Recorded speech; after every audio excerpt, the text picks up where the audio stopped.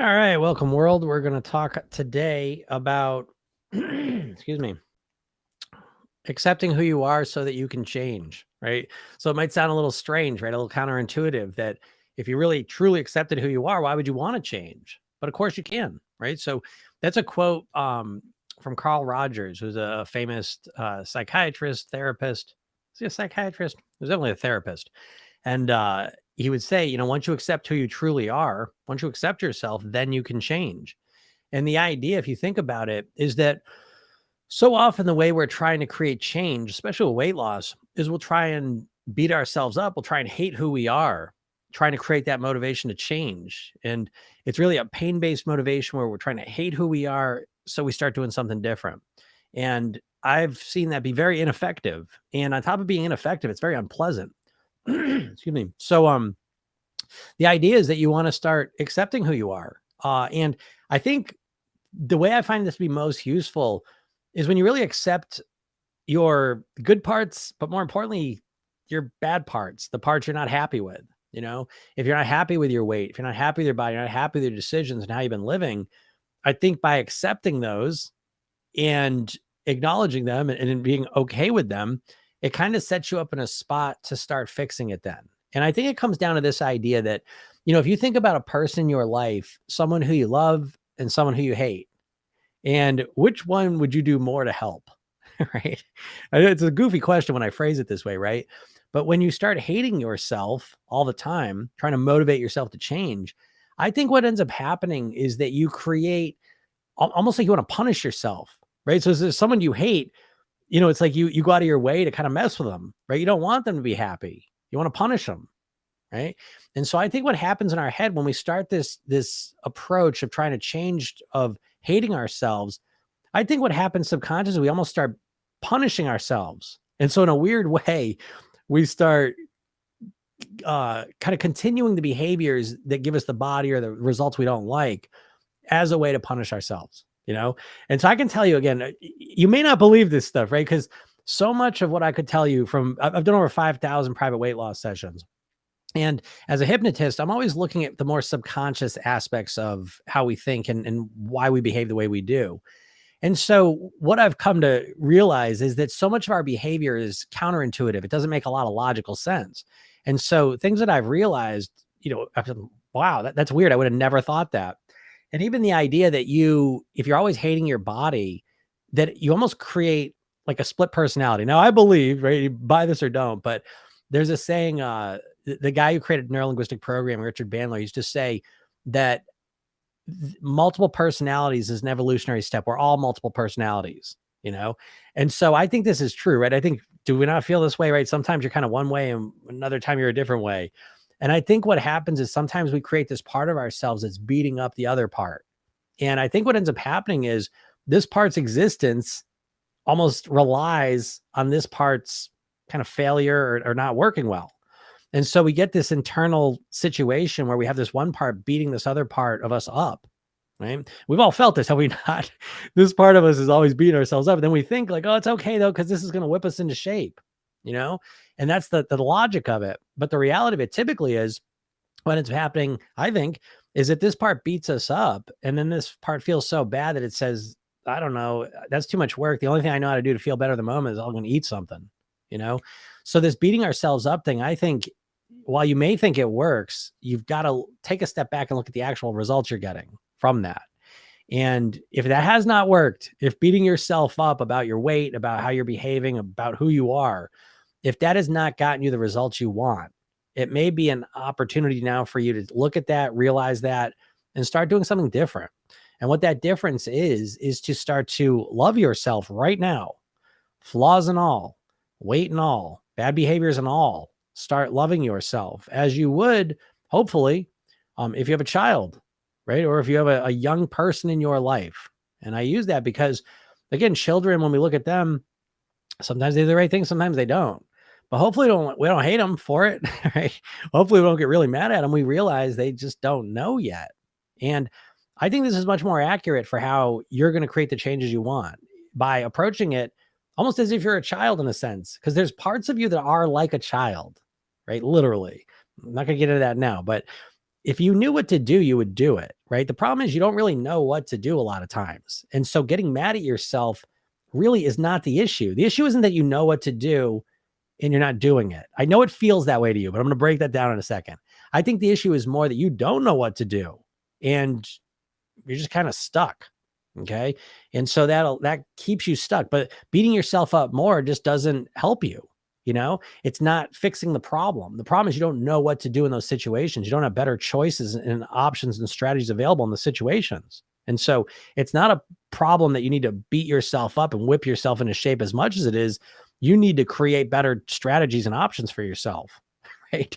So the hating yourself is just, it's not the problem. And then again, it makes everything worse. I'll give you an example. There's someone in my program and she is a very smart person, very successful professionally, well-educated, very, very smart. And she's been diagnosed with a condition. And so she's as motivated as a person could possibly be to fix it. Okay. However, she's not been able to fix it. Well, why is this? She's smart.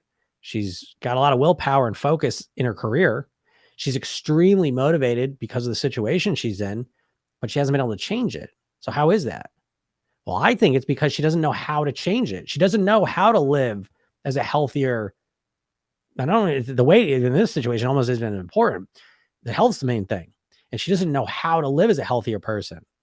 What she says, she goes, I think about getting healthier and I think about all the things I should do, think about them. And I think about all the things I got to do. And then I feel overwhelmed. Then I don't know what to do.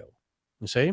So if that's the internal process she's running, it's not that she knows what to do and she's not doing it. It's that she has a vague idea of what she should do, but not a clear idea. And so she doesn't know what to do. And that's creating stress in her. Right. And so it's the beating yourself up is not helping at all. And it's making things worse. And so what you have to understand is that knowing what to do and being able to get yourself to do it are two different things. And you're approaching your weight loss as if the problem is that you don't know what to do, right? When the problem is that you can't get yourself to do what you already know what to do consistently, you see? And so I use the piano metaphor here a lot because I think this is important. That it's like if you wanted to learn how to play the piano and you said, well, I'm just going to go out and read 10 books on how to play the piano. Well, are you going to be able to play the piano then? No, right? Because that's just going to give you intellectual knowledge, information about what you should do. And when it comes to piano, even if you've never played before, that reading those books isn't going to make you a good piano player. Because what's it going to take? It's going to take you practicing the things you learned consistently, right? But when it comes to your weight loss, you don't approach it this way at all. You think I just need a new diet plan. I need more information. I need a workout plan. I need intermittent fasting. Do medicine. You think you need more information when the reality is you need to just practice what you know consistently and build up that muscle memory, build up that skill set, that new ability, you see? And so there's no point in beating yourself up about something you don't know, right? Let's stick with the piano metaphor. Let's say you start playing the piano, you actually start practicing, right? And you practice and you mess something up, right? You just practice a new song, you screw it up. Well, should you get really mad at yourself and hate yourself for screwing up? Or should you relax and say, okay, let me calm down and relax. Let me see what I did wrong. Let me slow down, calm down, practice again. Which is going to be more helpful for you in that situation? Well, I think it's pretty obvious. So why wouldn't the same thing be true of your weight? Right? Because you got to get out of this mindset that you're just missing some magical piece of information, some magical meal plan out there that's going to fix everything. It's not true. Just like with the piano, there's no magic thing I could tell you that all of a sudden you could sit down the piano and just start going away, right? It just takes consistent practice and reinforcement. And so staying calm and relaxed is really key. All right. So someone says that's huge. Why successful in all other areas, but weight loss? Exactly. If this happens all the time, my main client, right? The archetype of the person I work with for over the last 20 years are people that are very successful professionally. Got a lot of success professionally. So you can't say they don't have willpower, right? Because they have exhibited willpower over decades in their careers, right? Through schooling, getting good grades, doing the things it takes to graduate from college, getting a job, showing up, working hard, learning it, consistently showing up and doing the work, right? So it can't just be willpower, right? How can you have willpower in one area and not willpower in another? It doesn't make any sense, you see? So there's more to it. So what I am helping these people with, and they're some of my favorite people to work with, it's really, to be honest, it's kind of the only person I can really help because we take the skills they already have in that one area and we map them over to the weight loss and the weight mastery area. Now, the reason why someone can have a skill set in one area and not utilize it in the other area really does come down to hypnosis, literally the mental programming they have. And the mental programming we have really controls where we exhibit our skill sets. And so it's very interesting because it's a lot less about, oh, I don't have any willpower. And it's much more about, I have willpower, but I don't know how to apply it in this area of my life. You see? And I think once you start to understand that, you put yourself on a path to actually be able to have a chance of mastering your weight, right? Someone says, I need more info as how we get successful in other areas, but doesn't work in weight loss. Yeah, absolutely. But it only works in some areas. Understand this. In our lives, right, especially in this culture, even a lot of schooling, right? When you first started schooling, it was a lot of like practical skill sets that you learn, reading, writing, we did drawing, music, a lot of like core skills that you learned how to do things, actually learned. And as you progress through school, it became more and more theory, more and more theoretical. Okay. And I think this is important because this really gets to the point of, so I'm a hypnotist, and the way I think of the mind is there's a conscious mind and a subconscious mind. So the conscious part of your mind is the part that understands logically what's going on, right? So it's a logical part of your mind that knows what you should do, why you should do it. That's the information piece. But the things you actually know how to do are stored in your subconscious mind. All right. And so there's a huge difference between learning how to read and write.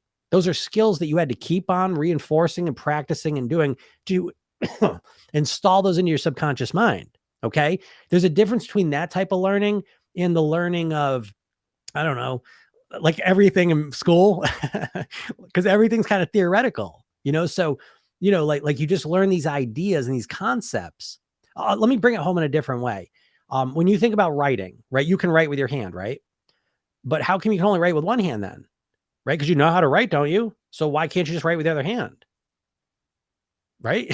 Because you have a knowledge of how to write consciously, but that knowledge does not translate into being able to do it with both hands. Your subconscious knowledge of how to write with whichever hand you write with is subconscious knowledge that you can do. And how would you learn how to write with the other hand? Would you go out and get a book and say, oh, how do I write with my left hand? Right? Is that how you'd learn? No, because you don't need any more information. You need to what? You need to practice it, right? You need to practice it and put it into your nervous system, into your subconscious mind. You see? And it's the same thing with weight loss. You're so fixated on thinking you need more information, but you're not dedicating any time to practicing what you already know. And you never practice it because, again, now let me back up a little bit here. What you're in right now is you're in a hypnotic trance when it comes to your weight loss. And you've been entranced by the diets. They've literally put you into a hypnotic trance. And you know this because when it comes to weight loss, you don't think logically and rationally. You think very emotionally. And if you take a step back and look at how you think you should lose weight, it's very illogical and irrational. And it's very unusual. You don't really approach anything in your life the way you approach weight loss, right? And what I mean by that is this. Think about this. So the typical weight loss strategy, especially like a diet, is that the average person in America consumes about 2,700 calories a day. The average diet is going to tell you to cut your calories down to 1,200. Right. So on day one, you're supposed to cut your calories by 60%, and then you're supposed to maintain that cut all the way till you get to your goal weight. Right. And so that's almost the equivalent. Let's stick with the piano. That's like saying, okay, I want to learn the piano. So I want to get the fastest results possible. I'm going to start practicing 8 hours a day. Right. So after the first day, you can't even move your hands and you're not gonna be able to continue. But that's kind of what happens with the diets. You so overcorrect on day one that you can't, the chances you maintaining are so slim. It's just way too much to take on at once, and you do this, but not only do you do this, and not only does it not work, but you keep doing it. How many diets have you tried? How many times have you tried losing weight that way where you're just, okay, that's it. Tomorrow's Monday. I'm going to do it. And then you cut all the calories down. You do it for a couple days and then you stop. And then you go back and then you get motivated again a couple months later and then you do it again. And this has been going on for years for you, decades for you. How do you keep doing this? Why don't you logically look at this and say, that's not working. Let me think of something else. Why? Well, because you're in a trance. And when we're in a trance, we don't ask logical questions. We're very emotional. We just just do things. And the reason you go into a trance with weight loss is partly it's because of the diets. Okay. They're always conditioning how you think about weight loss. And so that this all or nothing mindset, because you want to get the fastest result possible. So you all or nothing. And so you go way overcorrect. You do everything perfect for a little while. And then the second you make a mistake, blew it. And now you're back to where you were. And you just keep that process over and over and over again. Okay. So part of it's the diets that have conditioned you and hypnotized you because you've seen millions of weight loss ads at this point. Okay. The other part is that when you make the decision to finally lose weight, it's a spontaneous pain-based motivation. Okay. So you step on the scale, you see a picture of yourself, see your reflection, the clothes don't fit. You get so upset, you get so emotional. So I don't care what I got to do. I got to lose this weight. And then in that state of mind, you choose unsustainable plans that have no chance of working anyways. And you've done them before and you know they don't work, but this time's going to be different because I'm so upset. I got to make it happen. Oh, well, it's not going to work. But what gets worse is as you get older, it gets harder and harder to even start one of these plans. What ends up happening is you still feel those spontaneous pain-based experiences, but now what happens, your brain says, no, I'm not going to start another. I can't even do it. I can't do it anymore. And now you don't even get the excitement of trying to start a plan for a couple of days or a couple of weeks. Now you just start getting into this downward spiral of depression. You say, oh, and then you see a picture. So, you step on the scale. You don't know what to do. And that's probably where you're at now. Most of the people I work with are in their 40s, 50s, 60s, and they just can't get started anymore. And they don't even know what to do. Luckily, though, the good news is that there is things you can do. Okay. The good news is you literally have been in a state of hypnosis. Again, as a hypnotist, I thought I was going to hypnotize people to lose weight. It's much more about waking people up out of hypnosis. You're in a state of hypnosis when it comes to your weight loss. Right. Give you another example. The main thing you think is going to motivate you to lose weight is you think you want to look better. Right. Why? Because the diets, I think about every weight loss ad you've seen. How many of them have shown you the before and after picture? Like every one of them? Right? Is there ever a weight loss ad you see that doesn't have the before and after picture? What they're doing is they're orienting you to how you look.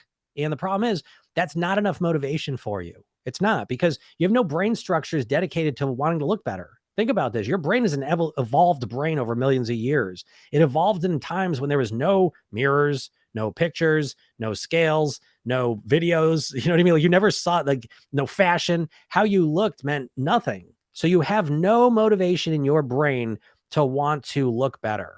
It's very limited. You've created it because we adapt to the situation, but there's no primal structures that want to make you lose weight so you can look better.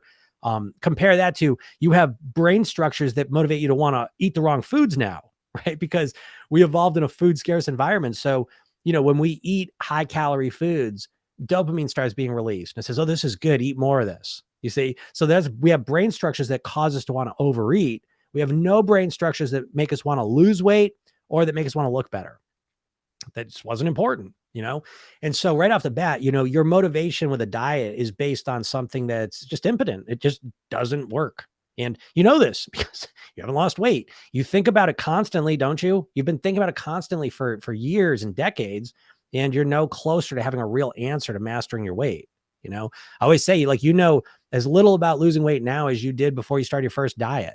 And that's how you know when you're in a trance, because you just keep repeating the same thing. And nothing's getting better. You're not learning anything. You're not growing. You're not evolving. Right. And I know this because in my program, what I teach, it's a systematic thing. It ain't easy. So again, you that right off the bat, you're like, I don't want that. Then I want something easy, fast. Let's do it. You know what I mean? That's what you're programmed for. You're hypnotized to look. Your weight loss strategy in your mind from the diets is it has to be fast results. It has to be something extreme so I can get those fast results. I've got to be perfect, because if I'm not perfect, I'm not going to get fast results, and that's not worth it. And I want to look better. And if I don't look better quick and I don't look better the way I expect I'm going to look, then I don't want to do it. You see?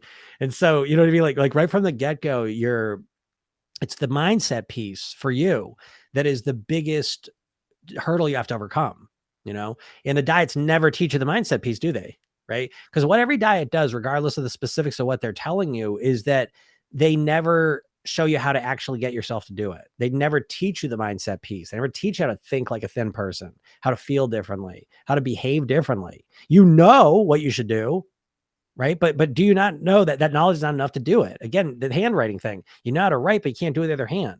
Well, you know what you should eat, but you can't get yourself to do it. Why? And you don't even have an answer for that.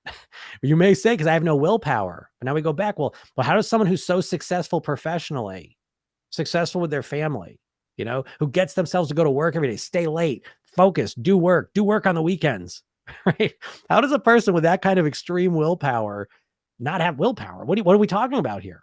You see? And so when you say, if you really reflect on why you can't lose weight, you're going to find that you don't have any clear answers. You've got throwaway words that really mean very little. I have no willpower. I'm a sweetaholic. I'm an overeater. You know what I mean? Like you have no real clear idea of why, and that's indicative of being in a trance. You're in a trance where you're not really questioning things. That's what a hypnotic trance is, by the way. It's the bypassing of the critical faculty. And so when I'm hypnotizing someone, I'm not speaking to their logical mind. I'm not telling them like reasons why they should do things. I'm speaking to their subconscious mind. Right. And so when someone's in a hypnotic trance, they're not really questioning everything I'm saying. They're just absorbing it. And that's what you're doing with weight loss. You're not you're not looking at your weight loss and why you haven't been able to lose weight and what you should do to lose weight critically. You're looking at it in a hypnotic trance, very emotional. And so you keep thinking, oh, I just need to find the right diet. You've got the same phrases you say about weight loss and you repeatedly say them and those keep you hypnotized. Okay. So that's why listening to me, listen to my podcast, watching my videos, it will dehypnotize you because I'm going to shift your paradigm. You were caught in a weight loss paradigm that the diet companies have entrapped you in. And so when you think about weight loss, it's very limited thinking. This is why you're not getting the results you want. And this is why you feel like you don't even know what to do. You're in a state of confusion, which is intentional because a confused mind doesn't do anything. And the diets don't want you to do anything because most of the diets about are owned by the big food companies. Weight Watchers was owned by Heinz. Jenny Craig was owned by Nestle. Atkins Foods was owned by Auntie Anne's Pretzels and the company owned Cinnabon. Right? They don't want you to lose weight. They want you to restrict your calories for a little while because that's going to cause you to eat more calories ultimately. All right. And so that's why you're not getting a full system. You're woefully unprepared to actually lose weight. Okay. Is fasting bad for your metabolism? It depends, what kind of fasting you're doing.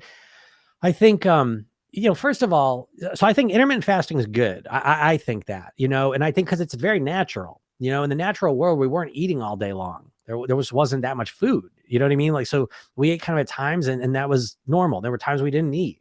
And so I think intermittent fasting for me, I didn't start out that way, but it's been very, very helpful to take a break. I usually stop eating 6, 7 at night, start eating the next day, 7, 8. And so every day I'm giving myself 12, 13, 14 hours of a break, because digestion is number one use of energy in your body, and so you should easily be able to nourish yourself 8 to 12 hours a day. It's the emotional eating that's the challenge for most people. But if you start restricting it, I think intermittent fasting, I'm a big fan of. I think, now I realize sometimes people are trying to fast long-term to lose weight. I think it's a very poor strategy for a number of reasons. Does it hurt your metabolism? That's a funny word, metabolism. Well, what do we mean by that? So to me, fasting, I'm less concerned about the metabolism the way you typically think about it. And I'm more concerned about what's going on with my brain, because the more you restrict, and it does affect your metabolism, it affects literally your epigenetics start shifting and changing. You start getting fixated on food. When you don't have food for a while, you start subconsciously orienting yourself to food, right? You start thinking about obsessing on it all the time. And so I think that it's important to recognize fasting's a word that I think can be a good thing. And then it can very quickly turn into something unhelpful and unhealthy. And so I think if you're talking about intermittent fasting, I think that's on the healthy side of things and it's natural and normal. And I think trying not to eat for long periods of time, days at a time, I have not found that to be very helpful for most people. Okay. Someone says, how do I transfer my ability to quit drinking with weight loss? I haven't been able to translate. Yeah, that's a good question. That's a good one though. Like I would model that, right? So if we were working together, I would ask you how you stopped drinking, right? How you quit it. And what I would do is I would think psychologically about that process of how you stop drinking, because I bet there's a lot of really valuable things in there. So the core of what I do with people, right, is really neurolinguistic programming or NLP, if you've ever heard of that. And so the idea of NLP is really based around role modeling, finding someone who got the results you want, figuring out what they did, not just on the outside, but also on the inside, how they think about things, right? What's the subconscious programming they have that allowed them to get the result they want? This is what I did, by the way. 30 years ago, I learned NLP and I began interviewing and talking to people that had lost weight and kept it off for a long period of time. And I quickly realized, that the subconscious shifts in how they were thinking about things as opposed to how I was thinking them. So it's very helpful to install those ideas and those thought patterns into my mind, help me get way better results almost instantly. And so the best person we can learn from and role model is ourselves. And so when you've done one area of your life where you've created a change, is a great area to model. And so what I would suggest is that you think about, when in terms of your drinking and how you quit it, what were the steps that you went through to get there? Because it probably didn't just happen all at once. Um, maybe it did, maybe just went cold turkey and that was it. And that may or may not work with weight loss. Again, weight loss is unique. And so you have to understand that weight loss is really unique because it's really a managed addiction in a sense. And it is an addiction. I think looking at your weight issue as an addiction is actually going to serve you and benefit you a lot more than it's going to harm you by thinking of it that way, because on one sense, it's not an addiction. If you go by the definition, you're not going to have a physiological withdrawal from it. Okay. That's one definition of addiction. But another definition of addiction is, can you not stop doing something that is harmful to you? And in that sense, it is an addiction, right? And so I think when you look at food as an addiction, I think it opens you up to finding a lot more solutions that are going to be way more practical to you. Because so if someone was a drug addict, right? I always say this, that dieting is like, just say no. Like remember the thing back in the 80s, just say no to drugs, right? And it's like, I think we know now that didn't work, right? And so dieting is like, just say no to food. And that doesn't work either. Dieting does not work. To let it be known. And when I say it doesn't work, I'm not saying that there aren't a few outliers that it works for, because clearly there's outliers that literally there's always outliers that are get different results than the rest of us. But it's estimated that diets have a 95% failure rate to help you lose weight and keep it off long term, right? So in that sense, I'm going to say statistically diets do not work. All right. And so just like that idea now, we look at just say no to drugs and we look at it, we say, of course that doesn't work. There's way more going on there. Right. But people are still trapped in that same philosophy with the diets, right? Because you just think some magic Monday is going to come and you're what? All of a sudden you're going to be able to follow some weight loss plan? Look, what do you think is going to change? I know what you think. What you're referencing, by the way, is there have been a couple times in your life when you did experience a lot of pain spontaneously. You really got motivated because you saw a picture of yourself, you got really upset. You weighed on the scale, you said, oh my God, this has gone too far. Your biggest pair of clothes, then all of a sudden they didn't fit. And you said, that is it. You know what I mean? So it spontaneously came up and you got really motivated and you probably got some good results. And you keep chasing that process again, but it doesn't work. It doesn't work, not consistently. And so I think it's a lot more helpful to recognize that just say no for drugs didn't work because it never dealt with the deeper issues. And just say no to food isn't going to work for you either, because there's a lot more deeper issues that are influencing and impacting you. And you need to deal with those. Again, in my program, right? I'll just give you, so I want to give you an example just so I can show you what I mean.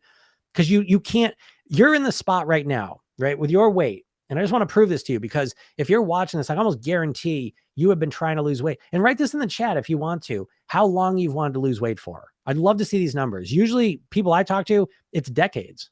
Okay. But however long you wanted to lose weight, and as much as you've been fixated and focused and obsessed with your weight and how to lose it, I just want to point out to you an alternative, my plan. And I want to show you how you don't know any of it. Okay. So in my plan, there's really 3 pillars. And I say pillars, but I'm making a weird shape, right? I'm doing like a pyramid: mindset, lifestyle, eating. The mindset thing is 6 parts: motivation, how to motivate yourself genuinely, how to genuinely motivate yourself. You don't know how to do it. You just have spontaneous, you need the moons and the planets to align for you to feel motivated. You don't know how to do it yourself. Motivation. The next one's self-image, your identity, your self-image. You have to shift that and change it, because that's what's happening. This is inside out weight loss.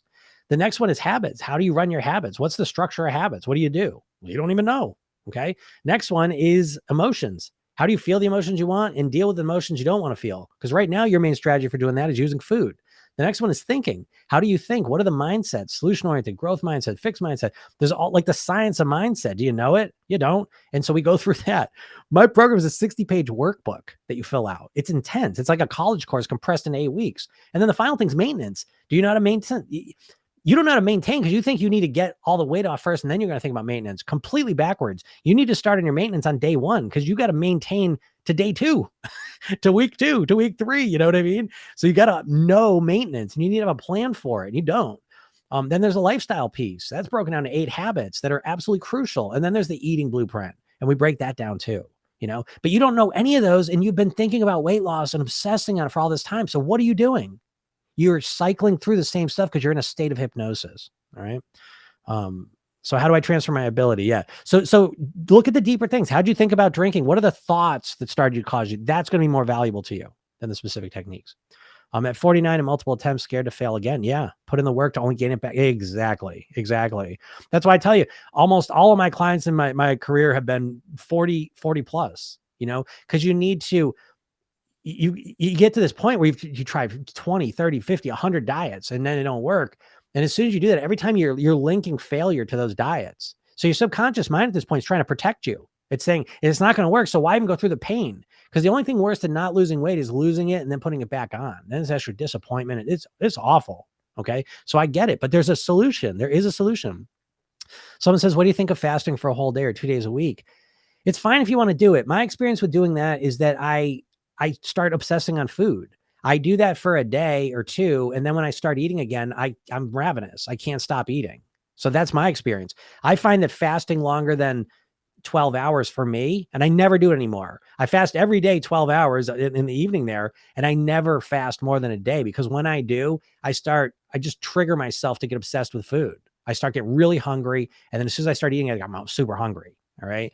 So that's my feeling. But if you don't have that, you do what you want. But again, my core of weight loss philosophy, and I say this a million times in my program, is there's no right or wrong. There's only what works for you. Okay. And that's an opposite of the diet mindset, right? The diet says, you don't know what the hell you're doing. You need my plan. Here you go.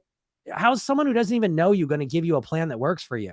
Now, don't get me wrong. A lot of these diets have decent ideas and philosophies in them, no doubt. So you take what works for you, discard the rest, but you are creating a one size fits one plan for you. You're a one-of-a-kind person. No one has your genetics, your preferences, your lifestyle. So you need to create a plan that's based around you. Now, that takes more work initially, but it sets you up for long-term success, right? Someone said I stopped drinking because I found I had nothing to offer me. It became undesirable in my mind. Okay. So I'm going to answer that one second, but I saw people writing down how long they've been trying to lose weight. 22 years, 40 years. I'm my own worst enemy. You are your own worst enemy, but you're also your own best support and your own best hero. Okay. I want you to know that. 22 years and highly successful in my career. Yeah. Right. This is what I'm saying. And that's who I work with. I really like, because it's an investment to work with me. And so I give everything away for free because I want to help people now. And so I'm oriented to that. But to work with me, again, it's an investment because that's an important part of the process. But regardless, I work with successful professionals typically, and we map those skills. Because I say this to people, right? So I just said this yesterday in a coaching call we had, that the people I work with are people that think a lot. Right. So I'm not saying we're necessarily the smartest. I'm certainly not the smartest person, but I am a thinker. I've been an overthinker since the second I was born. I'm just constantly. Now, this is the same brain and genetics I had when I was 50 pounds heavier and I was binge drinking. So the problem is you never learned how to run this brain. And what's happening is just like a computer, garbage in, garbage out, your powerful brain is running really shitty programming and you're getting shitty results. So it's not that you don't have a wicked powerful. I would say it's like you got you got a powerful sports car, but you never learned how to drive it. And so you basically just drive into a pole fast, and that's the problem. So it's really important to recognize that the problem is not you. The problem is the programs you're running. Your weight loss programs are from the diets. You see what I mean? They're limited programs. So when I just tell you my program, you never even think that way. 40 years, 22 years, 30 years, up and down, right? All of these, think about how long those are, and you're all smart people. How is this possible, right? How can it be? And it's because you never learn anything new.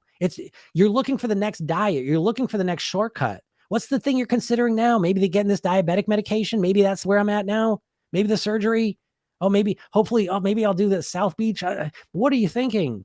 You know what I mean? Because the problem is not those things. The problem is up here in your head. It's what you are, your own best or worst hypnotist, because you're talking to yourself 24 hours a day up in your head. And the things you are saying to yourself are keeping you overweight.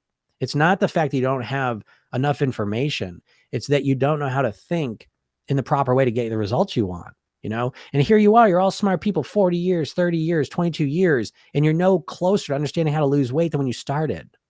And that is an indication that you're obsessed, fixated on shortcuts. And simultaneously, that listen, I'm not saying I got all the answers in the world, but I find it very surprising that just me alone, because this has been a path I've had to blaze on my own. Now, why did I start this path? My dad died when I was 9 years old. He was 54 and had a heart attack, right? He was obese. He was, his lifestyle wasn't the healthiest. Greatest guy on the planet in my book. I mean, this guy, in a lot of people's books, he was just a very well-liked, well-loved person. And he died because well, I mean, again, it was a little bit, he didn't know as much. I think back then in the 80s, 1984, you didn't know as much about the health and the lifestyle connection, I don't think, as we do now. But he knew enough because he knew he had heart issues and he could not change his behaviors. He could not lose weight as much. And he loved us more than anything in the world, but he did not know how to change his behaviors. And so I remember being 9 years old and saying, I'm not going on that path. Never going to happen to me. 10 years later, I was 50 pounds heavier and I was binge drinking 3-4 times a week. Right. So all that intention and knowledge and desire, I'm not going to do it. Oh, yeah, you are. Why? Because I had that programming. I had that shitty programming in me and it was just running. And your ability to try and lose weight was basically metaphorically this. You have your subconscious mind with all the programs in it and they run on autopilot. And you get spontaneously motivated to lose weight and you use your willpower, which is your conscious willpower, and you try and fight against these. Come on, no, let's eat a cookie tonight. Let's have some ice cream. Nope, we're trying to lose weight. And you can do that for a little while, but eventually you get tired, bored, distracted, sick, whatever. And this part just goes, nah, that's what I thought. Let's just do this. Now, it's not that your subconscious mind's an enemy. So someone said, I'm my own worst enemy. I don't like that because, again, the start of this is, it's not about hating yourself. It's not that this part wants you to be overweight. This part just does what it did. Your subconscious mind is very computer-like in the sense that it's not logical. It's very illogical. It just links things together. And it says, oh, okay, 10 years ago, we sat on the sofa and ate some ice cream and it felt really good. And so we just kept on doing it. And it was relaxing. It was calming. We had a shitty day and we sat down and it felt better. And so now your subconscious mind says, you know what? Eating ice cream feels nice. And your conscious mind says, yeah, but it's making us overweight and we want to lose weight. And your subconscious mind says, yeah, but it makes us feel nice. Let's just feel nice for a little while. You see? And so this is where you're at. This defines your weight loss approach, right? Is that it's you trying to fight against yourself. You feel like your worst enemy, but you're not your worst enemy. It's like getting mad at your computer because you don't have a program on it that you want to run. You see what I mean? And so what I'm trying to tell you is this, that you 40 years, 22 years, 30 years of trying to lose weight, and you don't even have an idea of how your mind works. You don't have a single clue of how your mind works. Why can't you do it? Oh, because I don't have willpower. I don't keep craving foods. You're describing it. Don't take this the wrong way. I'm trying to be honest with you. You're describing like a child. You've got a child's awareness of your situation.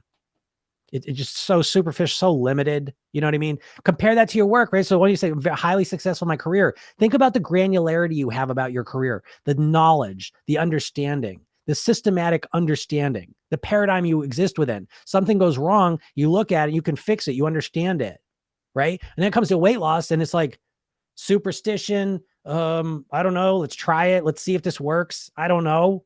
How can that be after 30 years?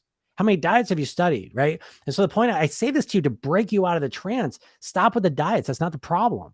The problem is you don't know how to get yourself to think, feel, and behave like a thin person. And you can read all the books in the world, you can read all the diets in the world, and they're not going to help you do that. I don't know. Now, again, how can it be that hypnosis is the only solution? On one hand, I say it can't be. It just can't be. But I don't know what else it is. I don't know what else it is. And it's not me hypnotizing you, by the way.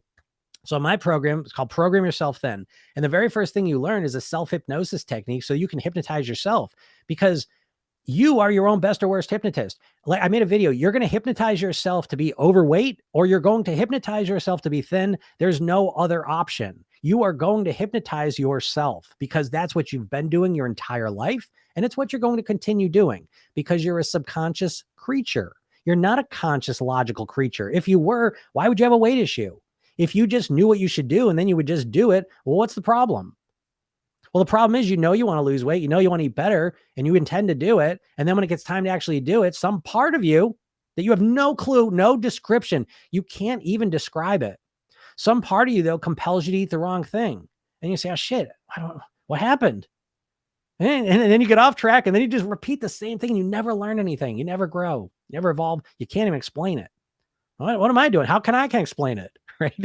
And it's like, I don't know. It's weird. I don't know why it's like this, So I've blazed my own trail. That's what I'm telling you. So it's like, and by the way, when I say I blazed my own trail, it all started just pure. I call it a miracle. For me, it was a miracle. I genuinely mean this. I was 19 years old. I was 54 pounds heavier than I am now. I was binge drinking. I was miserable. Took a semester off from college, and magically, this is why I call it. It's a magic, a miracle. I don't know what you want to call it. In 2 months, I was exposed to hypnosis, neurolinguistic programming, Tony Robbins, guitar, martial arts, and yoga. Did I say yoga? Yeah. And meditation. That was part of it, but I'll make it. So I started doing all those things like 2 months. It was unbelievable. And so I couldn't believe it. Like I started transforming from the inside out. It was unbelievable. It was absolutely transformative, like in a way that anyone transforms in life. Like that's what happened to me.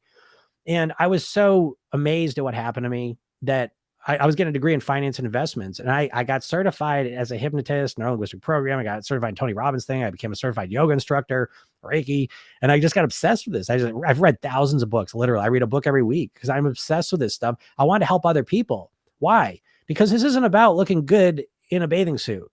That's a nice thing. Great. Okay. This is about living longer, right? For me, my experience, my dad died when I was 9. This is about life and death to me. I want you to be on this planet as long as you can. I want you to have the best quality of life while you're here on this planet.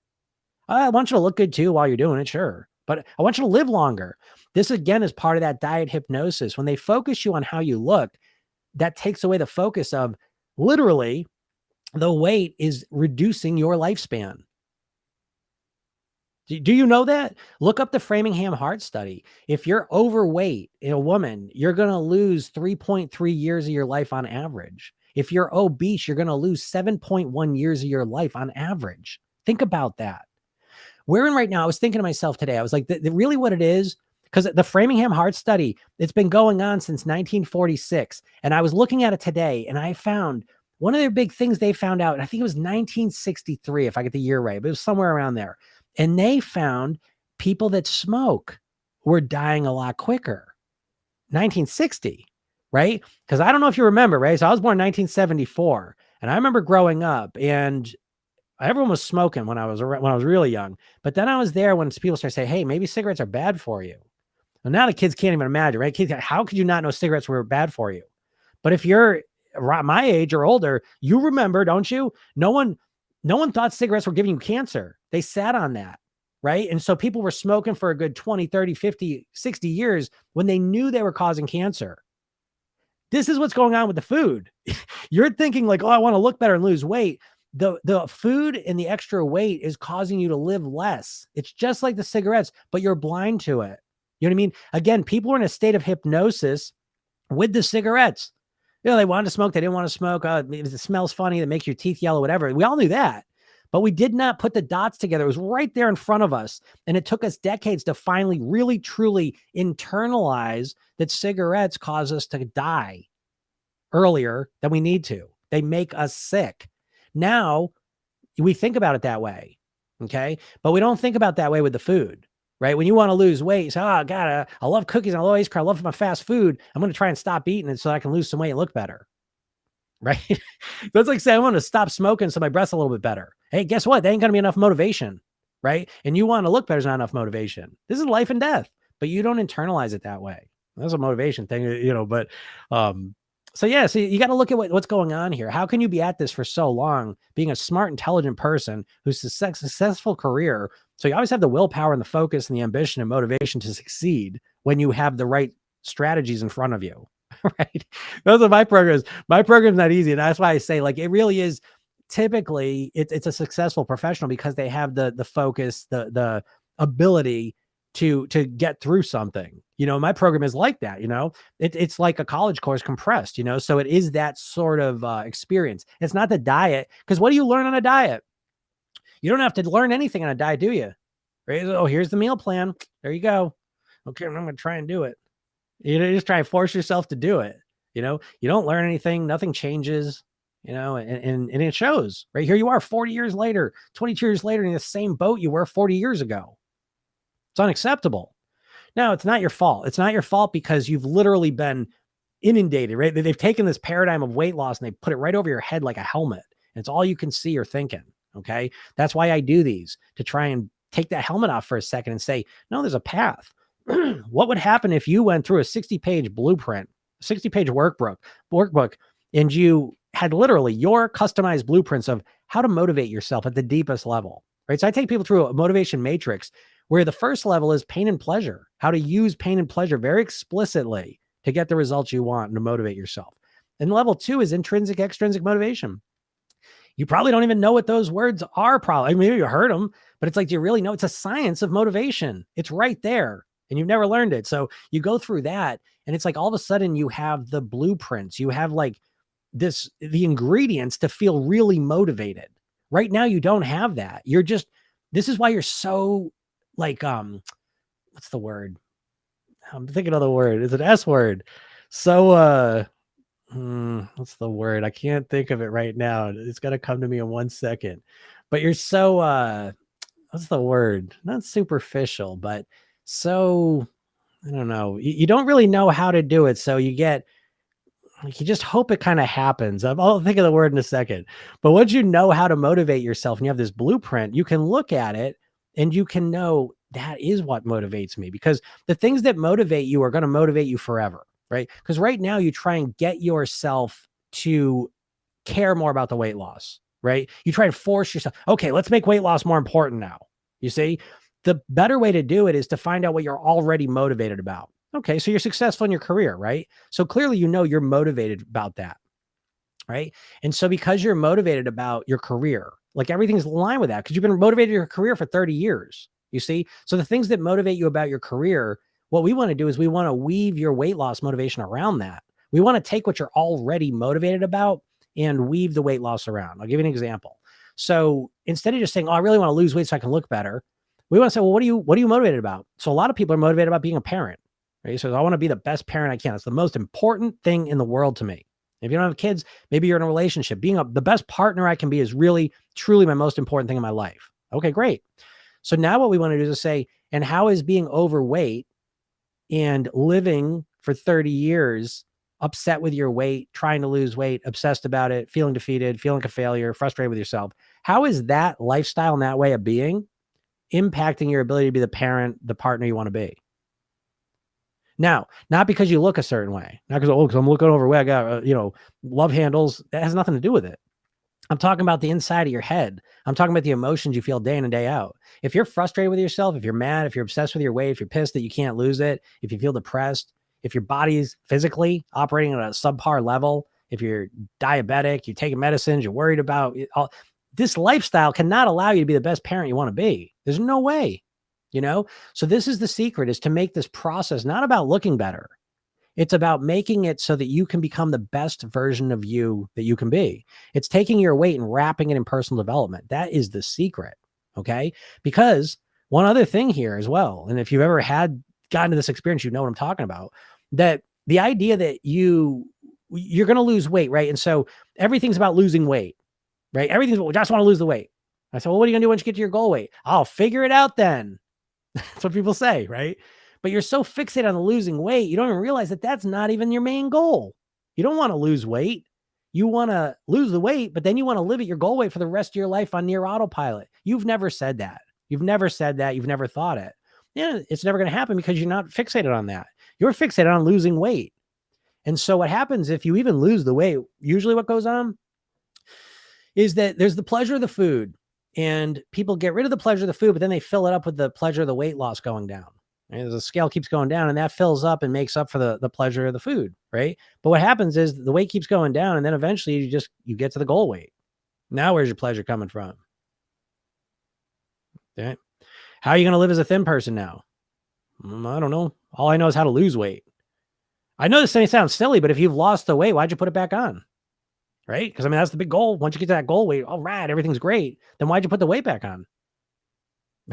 I know, because I've done over 5,000 private weight loss sessions. So I know the nitty gritty, the nuts and bolts of why people do what they do, And I've heard, if I had to sum it up in one thing, I said, well, why'd you put the weight back on? And what I've heard more than anything else in one form or another is because I didn't feel like myself. Which is to say that you don't have any programming for being a thin, healthy person. You have programming for being overweight and you have programming for trying to lose weight, but it becomes that back and forth. Because even losing weight is still referencing your overweight self. Do you know that? So even right from the get-go, I would stop saying I want to lose X amount of pounds, and I'd start saying I want to weigh X amount of pounds. That's a big difference, because when you say I want to lose X amount of pounds, you're referencing your overweight body, your overweight self. Okay. And when you say I want to weigh X amount of pounds, you imagine yourself at the goal weight you want to be. And when you start articulating a better goal of, I don't just want to lose weight, I want to lose the weight, and then I want to get back to my goal weight and live there the rest of my life on near autopilot, because I don't want to obsess about it. I don't want to diet my whole life. I don't want to be fixated on food. I want to naturally and automatically eat and live the way I eat now. Now, when I say eat, I don't mean eat the same way, but I mean right now, the reason it's hard for you to change your eating is because your eating is automated. It's habituated. It runs on autopilot, and you're trying to change it. That's the hard part. So you can install new eating habits that keep you at a lower weight, that run on autopilot, that you don't need to sit there and micromanage. That's the secret to living as a thin person, you see? But you're never thinking about this stuff. You're always just thinking about weight loss. And that's because you've been hypnotized by the diets. They're causing you to think in one way, and it's keeping you trapped. All right. So, yeah. All right. Let's see. I want to get some questions. I start talking, and I think I didn't even finish one of the thoughts I was just going through.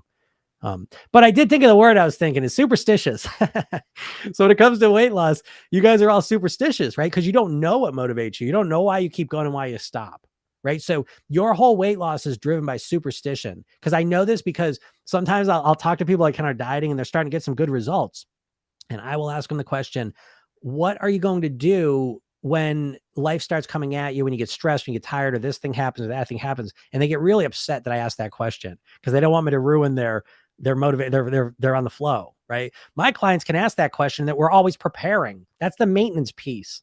The maintenance piece broken down, right? So again, my mindset piece, it's motivation. It is self-image, your self-image, how you think about yourself, your identity. It's your habits, how you understand them, how you control them, emotions, how you can influence your emotions in a powerful way, how to think like a thin person. And then there's maintenance. So what's maintenance? How do you stay on track when you're really stressed? How do you stay on track when you feel like shit? What do you do? Because you have no plan for that, because you're all or nothing. You have no gray space understanding. And most of your weight mastery is going to be living in the gray space. So I'll give you this. Most people are all or nothing. Become all or something. What's going to serve you better is not to be more all as much as it is to be less nothing. Does that make sense? And so you're always in the game. You're never off the wagon again. You know, even if you just got your foot in there and you're getting dragged, at least you're still in the wagon. You're always, for the rest of your life, in the wagon. Now, how do you do that? Well, you have no strategy to do that, because all you have is the all or nothing of a diet. You see, it's not set up for long-term success. Weight loss and weight mastery are two completely different strategies. You see, and you are just obsessed on weight loss, which is really hard, by the way, because weight loss is just focused on fast results. And so you choose extreme plans, and it's really hard. It would be hard for me to just start some diet and just change all my eating tomorrow. That's so much cognitive energy to change all your eating, because your eating is a subconscious process. You know, like, try to go to bed earlier. Let me know how that goes. That's a subconscious process, right? You're programmed to go to bed at a certain time. That's why you go to bed at the same time every night. And when you try to go to bed earlier, you can't. It's not because you're a dummy. It's not because you have no willpower. It's because it's a subconscious process, and you don't know how to influence your subconscious mind, which is to say, you don't know how to influence yourself. Do you know what I mean? Like, that's how important it is. And so again, I don't mean to come across like too harsh here, but I think it's important that I say things as they are, because you're never hearing this message. You never hear this message ever. I know it. I know it. I don't know. Like, there's people that do hypnosis for weight loss, and they have great stuff, but I think I just come at a different spot. I'm not trying to sound conceited or something, but I just think I fill a unique void in the weight loss world, you know, which is everyone's telling you what to do. And I don't know who's showing you how to do it consistently, who's got a plan for how to do this regularly. You know, I just don't see it, you know? So again, I don't want to sound harsh if I'm calling you out on these things, but I'm trying to wake you up, from the hypnosis you're in, so that you can start doing a better plan, you know, because another 30 years go by and you're in the same place. You never get any further. I know this because I've had so many conversations with people in their 70s, sometimes even 80s. They want to get this area of their life down, you know? I want the fattening foods. I don't want to exercise. I can't seem to make myself do it consistently. Yeah, exactly. Yeah. You want that fattening food. You're associated to it, you know? And so all your programming is making you overweight, you know? And the only strategy you have is to try and use your conscious willpower to fight it. Your willpower is your prefrontal cortex. Okay. Your prefrontal cortex is about 10% of your brain. The rest of your brain is your subconscious mind. It's 90% of your brain. And the 90% of your brain runs on autopilot. It's very, very energy efficient. And your prefrontal cortex takes tons of energy. Your willpower starts here at the beginning of the day and it goes down all throughout the day to its lowest point. Your subconscious mind is always run the same. So it's important that your strategy right from the get-go is set up for failure, because it doesn't make sense to take the weakest part of our brain and have it fight against the strongest part of our brain and expect it's going to work, and again, you know this already. I mean, now at least you have words and an explanation for why it hasn't worked. And I'm happy about that, because neuroscientifically, once we can label something, it's a profound state, because before we can label something, our mind just keeps looping around and wondering what's wrong with us. And that's the state you're in now. You're in a perpetual state of looping around, wondering what's wrong with you. Why can't you lose the weight? Because you have no conceptual idea of the granularity, the granular concepts and ideas that lead to weight loss. You see, that's why I break down the mindset piece, lifestyle piece. Let me tell you about the lifestyle piece. So, you may be sitting there saying, yeah, you know what? I do need to change my lifestyle. Well, what's that mean? It's just happy talk. You don't even know what that word means. You know what it means, but you don't know the granularity of what is a healthy lifestyle. Granularity, being able to break it down into more than just a word, just a concept, a vague idea. Do you know what lifestyle means? Do you? Because I do. I got 8 habits that I always teach people. And I'm going to say the 8 habits to you, and you say, "Oh, geez, that sounds like a lot." Well, yeah. Well, I make it practical. I just did this yesterday with someone. We did 4 of them in a 1-minute routine. You see what I mean? So what I'm all about is practicality. So yeah, I don't know. So it's like the diet plan, right? One of the craziest ones I've seen lots of, but one that always sticks in my head. I remember it was a meal plan. It was a weight loss plan for 30 days, and it was 3 meals a day, and each meal was different each one of the days. So it was 90 different meals. And I'm like, I can't think of anything more overwhelming than that. Okay. And so you have to understand that what the diets do is they focus on one concept. The classic of this is don't eat carbs, right? Conceptually, that's one of the simplest ideas on the planet. Don't eat any carbs. I can do that. In actuality, behavior, that's a whole different story. So what I find is that the most important thing is making things practical so you can actually do them. Okay. But let's go back to the lifestyle piece. What am I talking about? What do you think lifestyle is? What would you say? I want you to think about the answer now in your mind. When I say you're going to have a healthier lifestyle, what do you think? I want you to think about it in your mind, and I'll lay out what I think it is. The 8 things I teach my clients. Okay. Ready? And I want you to, how many things did you think? Write them down if you want to, So this is what I think a healthy lifestyle is. And I think this makes all the difference in the world. I think on a physical level, I think the mindset's most important on a psychological level, and there's a physical impact to it, but it's mostly mental, psychological, non-physical. And then it's almost like a tree, right? The mindset's like the roots growing underneath the ground. And then the lifestyle and the eating is above the ground, right? That's the physical part. And so the physical part is crucial. I think it's the most important thing. I would never even focus on eating until I have my lifestyle down. Knowing all the mindset stuff I do, having all my eating strategies I have, they would all fall apart if my lifestyle fell apart. Okay. So here we go. Lifestyle pieces, these 8 habits, write them down if you want to. Sleeping, hydration, relaxation, breathing, nourishment, movement, meditation, gratitude, right? So you start adding these 8 things into your life regularly in a very simple way. We always reduce to the ridiculous. Let's make it really simple, because in Program Yourself Thin, it's consistency over intensity. Oh, it's the opposite of dieting, right? Because dieting, you're intensity over consistency. You don't give a shit. I just want to just let me get results. I don't care what I got to do. I don't care how extreme the plan is. I'll do it. No, you won't. Not for long. Wake up. Stop with that mindset. Stop saying that to yourself. It's not true. You're not going to do it. You'll do it for a little bit, then you won't get results. And here you'll be 10 years from now, same thing. So when you start really dedicating yourself to lifestyle pieces in a strategic way, that's easy and simple to do, and you start doing those, you have those things in your life for a week, for a month, for a year. Oh my God, right? For a decade, it changes you at a cellular level. It changes your biochemistry. Everything changes for the better when you have a lifestyle that has those ingredients in it. And I added 2 more to it as well, but the bonus ones are helpful. But those 8 ones are the core ones. Once you get those down, guess what? Your eating becomes way easier, right? So it's a prevention mindset. We don't want to fight against cravings. We want to prevent them. Your lifestyle I use the metaphor of like a car, right? So it's like when you want to stop your car, what's the first thing you do? Take your foot off the gas, right? You don't keep your foot slammed on the gas and then just really push down on the brake, right? That'd be crazy. But isn't that what you're doing when you try a diet? You're not changing your lifestyle. Everything's the same, and I'm going to eat different. Your lifestyle is like the gas pedal pushed all the way down, and it's cranking up your unhealthy cravings. It's got your moods all over the place. Your energy levels are trash. You know what I mean? Like your lifestyle is impacting all the factors that you need to, your lifestyle is impacting all the factors that are influencing your eating. You see? So it's like right now, it's like metaphorically, it's like you got your foot down on the gas. Your lifestyle is trash and it's making you feel horrible and it's affecting you physically, biochemically, even epigenetically. And then you're trying to put the brake down and stop all the bad behaviors. Okay. So when you fix the lifestyle, it's kind of like you've eased off on the gas. And now you don't have to push as hard down on the brake. You kind of just already slow down. It makes it all easier. Okay. Again, strategy, right? Diets aren't strategic. Okay. Diets are just tactics, right? You've been fed a steady diet of tactics. You've got I'll stop eating carbs. I'll eat more protein. I'll intermittent fast. I'll try this new diabetic medication. You know, you got like these different tactics you're going to try, but there's no cohesive strategy, you know, and because you never taught one, they don't want you to have one because everyone's making money off you being overweight. And I think the obesity conspiracy in my mind is three people: the food companies, which are the second biggest advertisers on the planet. And they're just like the cigarette companies. They're selling very addictive substances that are killing us and making us sick. So the food companies, and then they're subsidiaries of the diets, right? They own all the big diets. And so all the big diets, just are with them. And then the third one, I think, is the medical establishment.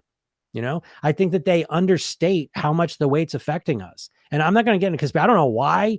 I mean, clearly we have a medical establishment that's more focused. And I love the medical establishment, a lot of stuff, but I want to call them out and say, listen, we've never had more medical care than ever, and watch the obesity rates are just skyrocketing. And so it's not lost on me that we have a medical establishment that definitely seems to be more interested in treating the symptoms than the causes. And hey, there's a lot of money to be made off of people with their weight issues and the health issues that come from that. So take it or leave it. You know what I mean? If that's too far for you, I don't know. But to me, that seems like the big three. Because if you go into the doctor and you're 50 pounds overweight and the doctor says, you're a little overweight, you should lose some weight, and that's it, and they'll let you go, should they tell you more? Because, well, if that's going to reduce my life, shouldn't you make a bigger deal out of this? Shouldn't you have some strategy, something for me? Anything? Medical establishment, smart doctor? Do you got anything for me other than I should lose some weight? That's it? How can it be? I am, again, here I'm at just one guy, and I am not the smartest guy. How can I know more about weight loss than doctors? How can I know more about weight loss than the medical establishment? Do I? I don't know. Because who are you going to go to? Who are you going to help lose your weight? You're going to get surgery? What are you going to do? You're going to get some medicine, some pills? That's our only path, right? I guess, because that's what they want to do. And maybe it's because it is hard psychologically. So I'm not trying to do that, but where are you going to learn? I don't know where you go. I don't know where you go. And life's short, and it's shorter if you don't take care of this. And so I don't know where you're going to go. Diets, well, I don't know what you do, but it's real serious stuff was what we're talking about here. Okay. Someone says my weight gain was medication. I'm still angry. I will keep watching. Thank you. My weight gain was medication. So I'm assuming you took medication, then you started gaining weight. Can we see a photo of you overweight? Yeah, I put one. I'll tell you how you go find it. Go watch, if you want to learn more of this, I do these lives, but the one downside of these lives, I'm kind of bouncing, bing bonging all over the place. So if you want to go see kind of like a straight training video I put together, click on my bio or in the description, and it's the 3 steps to master your weight, right? You see that. All you have to do, click the link, put your name and email address in, click the play button, and then there's right in the first minute or two, there's a picture of me when I was overweight, when I was 50 pounds heavier. Right? Because I don't know how to put pictures up here anyways. I don't think I can while I'm doing lives. How do I join? You can't join my program. Like, you can't just join it. Okay. So as I said before, the main motivation you all know about weight loss is the spontaneous pain-based motivation. And in that state, you're like, I'll do anything. And so I've been doing this for professionally for 20 years. And so to be honest, the worst person, not the worst person. I care for all of you. And I know I don't blame any of you for this. I know it's just all conditioning. However, it's not helpful for me, and it's certainly not helpful for a person to just get real emotional and just be able to join a program. So what I do is you have to kind of jump through a couple of hoops in a sense to kind of work with me. And so what you have to do is go watch that training first. So you can't just go to a page and join my program. You got to be able to sit through a 30-minute training. And most people can't, just to be honest, And so I do this just as a kind of a qualifier in a sense for both of us, because I don't want you to waste your time, energy, or money. And I don't want to waste mine either. So if you're interested in finding out what I do, go click on that link, go watch the training. And then I talk about my program and you can learn about it. Okay. But yeah, there's no way just to join it. Cause, again, you can't just get emotional and just try and do it. You gotta do more. Someone says, good to be here. Well, I'm glad you're here. Thank you. And if y'all have any questions, ask them. I'm going to move through it quicker. I won't talk so long. Fixate on the immediate losing because of the pain that is in the present. Yeah, exactly. And that's the process you're in. That's the hypnosis, that you feel this intense pain sometimes. Notice this, right? So I'll give you a metaphor. And this is what I teach in my motivation piece, is that with weight, it's interesting because the weight comes on a pound at a time. Okay. And so one of the unique things about weight is that you habituate to it in real time. And so metaphorically, it's kind of like you feel the pain of the weight, but you feel it like you're carrying like a backpack that's full of bricks. And it's like you're kind of stooped over and oh God, this weight is heavy, right? What you need to do is you need to transform that weight from a dull, chronic pain into an acute, sharp pain. They're like the sharp point of a knife, right? Because they're both pain, but one pain gets you to take action and the other pain you just live with, you see? And so you have no sense of really how to do that. But once you understand how to do that, you're much more motivated. Okay. And when you have motivation, everything else becomes easier. Let me give you a thought experiment to prove my point. If the person you love the most in your life was kidnapped, and the kidnapper said, if you don't lose weight in the next month, you're never going to see this person again. I know it's unpleasant, but just go with me for a second. They said, you're never going to see this person again if you don't lose weight. Would you struggle to lose weight, or would you start losing weight immediately? What if the kidnapper said, I'm going to put all your favorite foods around you the whole month too? Would it even matter? Would it even matter? Or would you be so fixated on getting that person back that you would just be so focused on your goal and so truly motivated that you would lose the weight? You see? So when you can understand how to influence your motivation, it's the engine that drives the car. And right now you don't even have an engine. You're in a bicycle you're on a skateboard, it's kick pushing, right? And it's like you have no sense of motivation and how to influence it. And this is the core reason. To take it a step further, and don't get upset with me, you don't even really want to lose weight. You wish you'd lose weight, right? Your wish is off the charts level 10. Your want in terms of what you're willing to do and how committed and how much of a decision you made is very, very low. And again, it's not a judgment. It's a awareness. You got to acknowledge where you're at so you can fix it. If you don't know it's broken, you can't fix it. And the main thing you have to fix before anything else is your motivation. You're not truly motivated to lose weight. And you're judging yourself as if you were, though, which is the big problem. Okay. You need to recognize, no, I'm not really motivated. I'm pretty ambivalent. I really wish I'd lose weight. Really wish it would happen. And the reason you feel that way, by the way, is because you don't even have a plan in front of you. You have no way. You know what I mean? So again, you're just hoping, but, again, and this is always a test. This is how I say, and I know most of the people watching this just don't really want to lose weight. Again, it'd be nice if it could magically happen.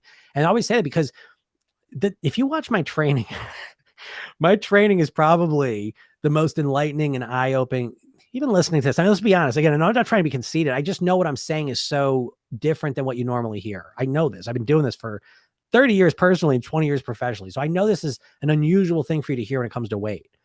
But it's like my training is even more impactful. It's 30 minutes that will probably change the way you think about your weight forever. And so if you've been trying to lose weight for 30 years, 20 years, 40 years, and you're not motivated enough to go watch that training, then you're probably not that motivated. And you should take that as a sign to stop beating yourself up, at least, and recognize the problem is that you can't lose weight. The problem is you don't want to lose weight.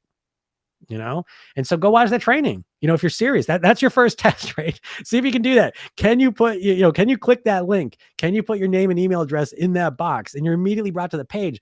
But the biggest challenge is this one, it seems, because I watch the numbers, the biggest thing that stops people, maybe you won't believe this. It's pushing the play button. 50% of the people click the link, put their email address, and they never click the play button. But that's what I'm talking about. You get in this emotional state and then you don't follow through. That's why I say, really the people I'm typically able to help, I'll shortcut this for you, is successful professionals, people that they're successful in their careers have a skill set that I'm able to utilize and map over to weight loss, so we're not developing those skills. You already have them. And now we're just mapping them over. It's a much easier process. It's a lot harder if if you struggle in a lot of areas of life. So I don't listen, I'm still helping you. Okay.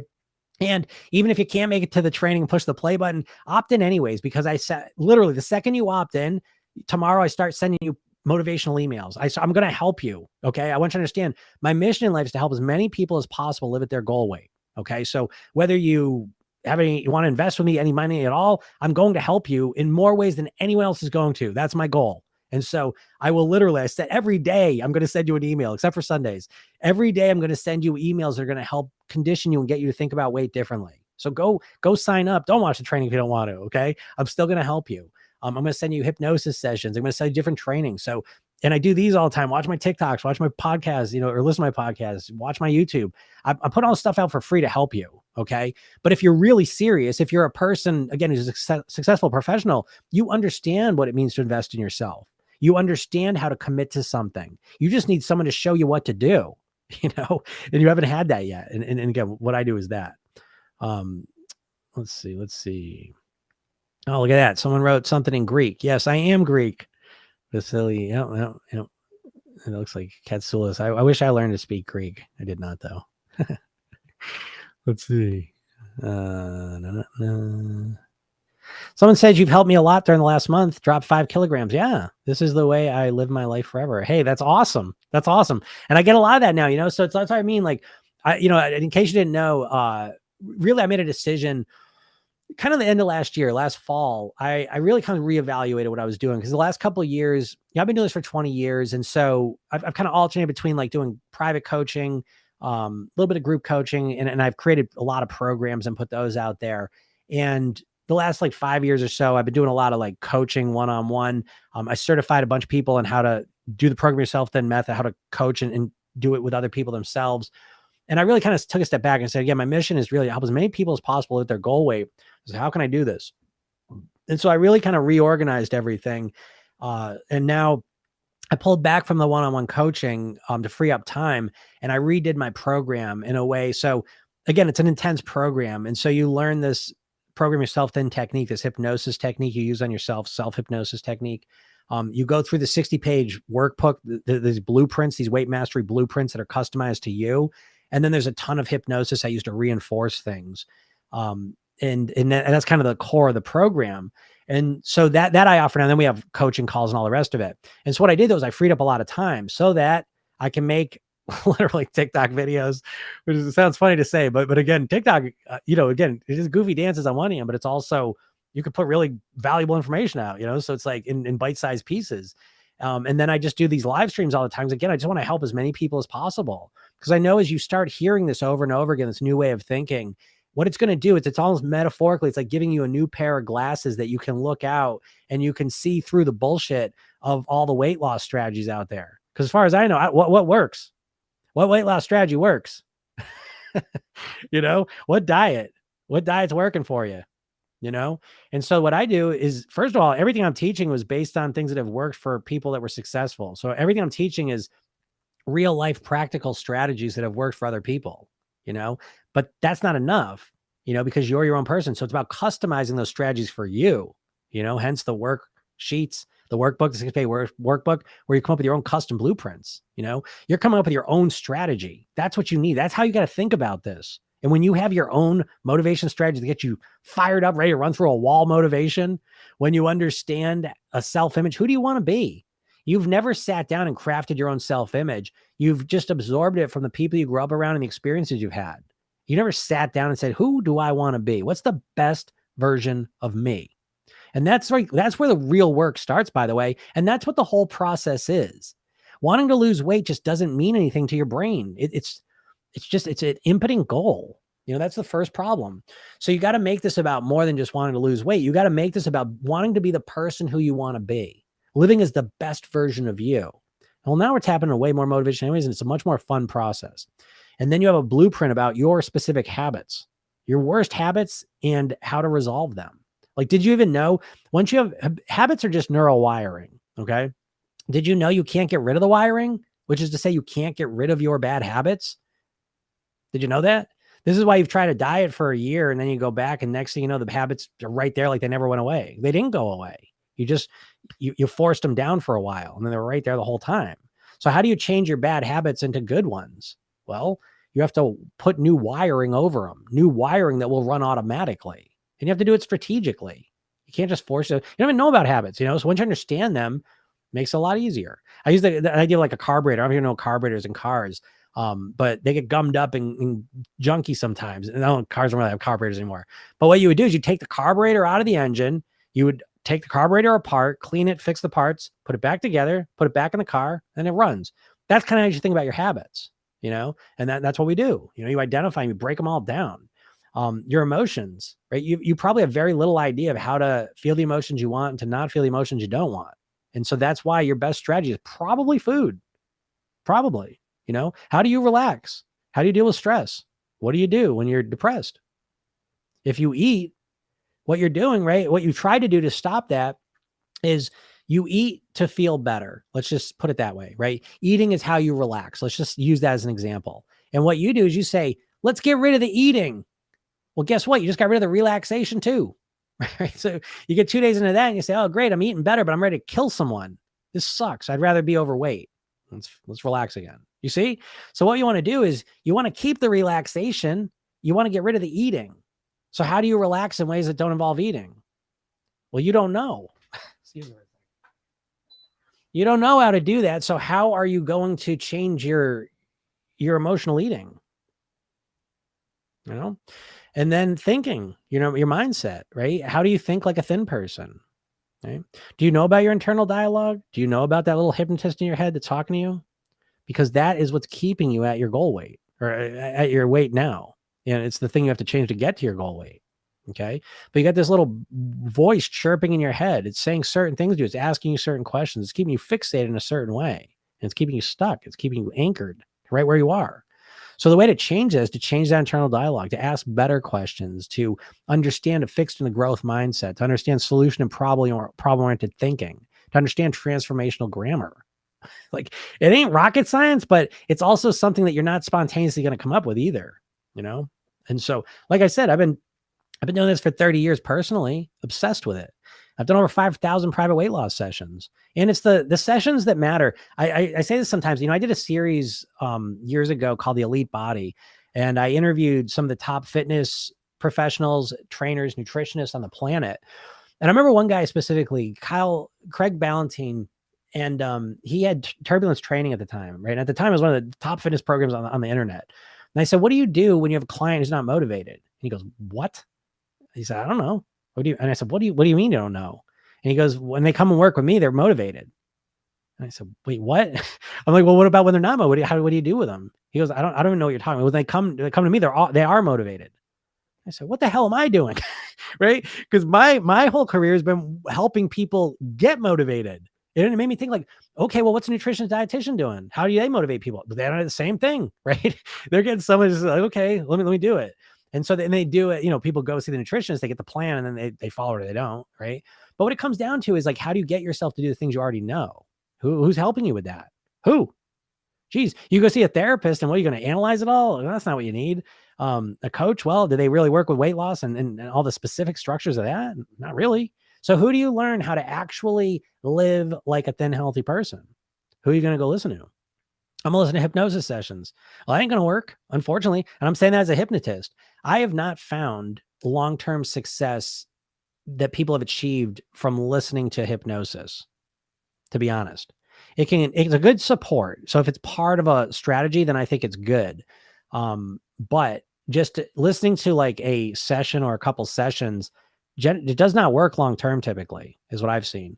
And so I think you have to, what's that saying, right? Give a person a fish, feed him for a day, teach a person to fish, feed him for a lifetime, right? You need to learn how to hypnotize yourself because your subconscious mind is running the whole show. And so you need to learn how to influence your subconscious mind. And the only way I know how to do that is through hypnosis, So learning hypnosis, learning how to I call it self-hypnotic programming. It's kind of an ode to NLP, neuro-linguistic programming, and self-hypnosis. And so it's the ability to program your subconscious mind to do it, to have it do the things you want it to do. Now, here's why I think hypnosis doesn't work just on its own is that I think, this idea of hypnosis is that I'm going to put you into some deep trance and I'm going to put a spell on you that's going to change you forever. And I think that idea, and I think hypnotists fall in this idea. I think hypnotists don't know what the hell they're doing a lot of times, to be completely honest. And they're just reading a script, Again, I don't mean to throw my hypnotist brethren under the bus, but again, what I care about is you living at your goal weight. And I'm not, there's no sacred cows that I'm not willing to slay. Even myself, you know what I mean? Like if I find something I'm doing wrong, I'll admit it, Like I say, my program's hard. So if you're looking for an easy thing, like it would not be for you. You know what I mean? It takes a lot of focus and energy to get through that 60-page worksheet. It's very emotional, right? A lot of questions and all the rest of it. But once you have it, it's like a golden ticket. It's like, you know what I mean? It's like having whatever, Google Maps showing you how to get there, right? Because right now your weight loss, it's kind of like if you're going to drive someplace, 2 hours away that you didn't know where it was. It's like you're just going to try and get there. Oh, I know it's this town. It's Brockton, Mass. I'm just going to drive there, right? Well, how are you going to get there? I don't know. I know it's west, so I'm going to kind of start going west. That's how you're approaching your weight loss. You have no detailed directions, right? There's no granularity of how you get there. There's a vague idea, and that's why you struggle so much. But so why hypnosis doesn't work, because you can't think of it like you're going to go into some crazy state and someone's going to say some magical thing and change everything. You're way too smart for that. Okay. So what really does work though, is when you understand how to hypnotize yourself. This is why in hypnotizing yourself, let me just talk about that, because people are mistaken idea sometimes. It's not some weird state that you have no idea. If you go into hypnosis your whole life constantly throughout the day, the most common form of hypnosis, a couple of them, but probably the most common one is when you're watching a movie or a show that you like, right? And so you're just absorbed in it, right? And you're just you're relaxed and you're calm and you're just very receptive. You're just absorbing it. And so hypnosis, the simple thing is you're bypassing the critical faculty. And so when you're watching a movie and it's it's preposterous stuff a lot of times, right? It's goofy. That's why we watch it. It's fantasy. It's fun, And when you're watching that movie, you're having an experience, right?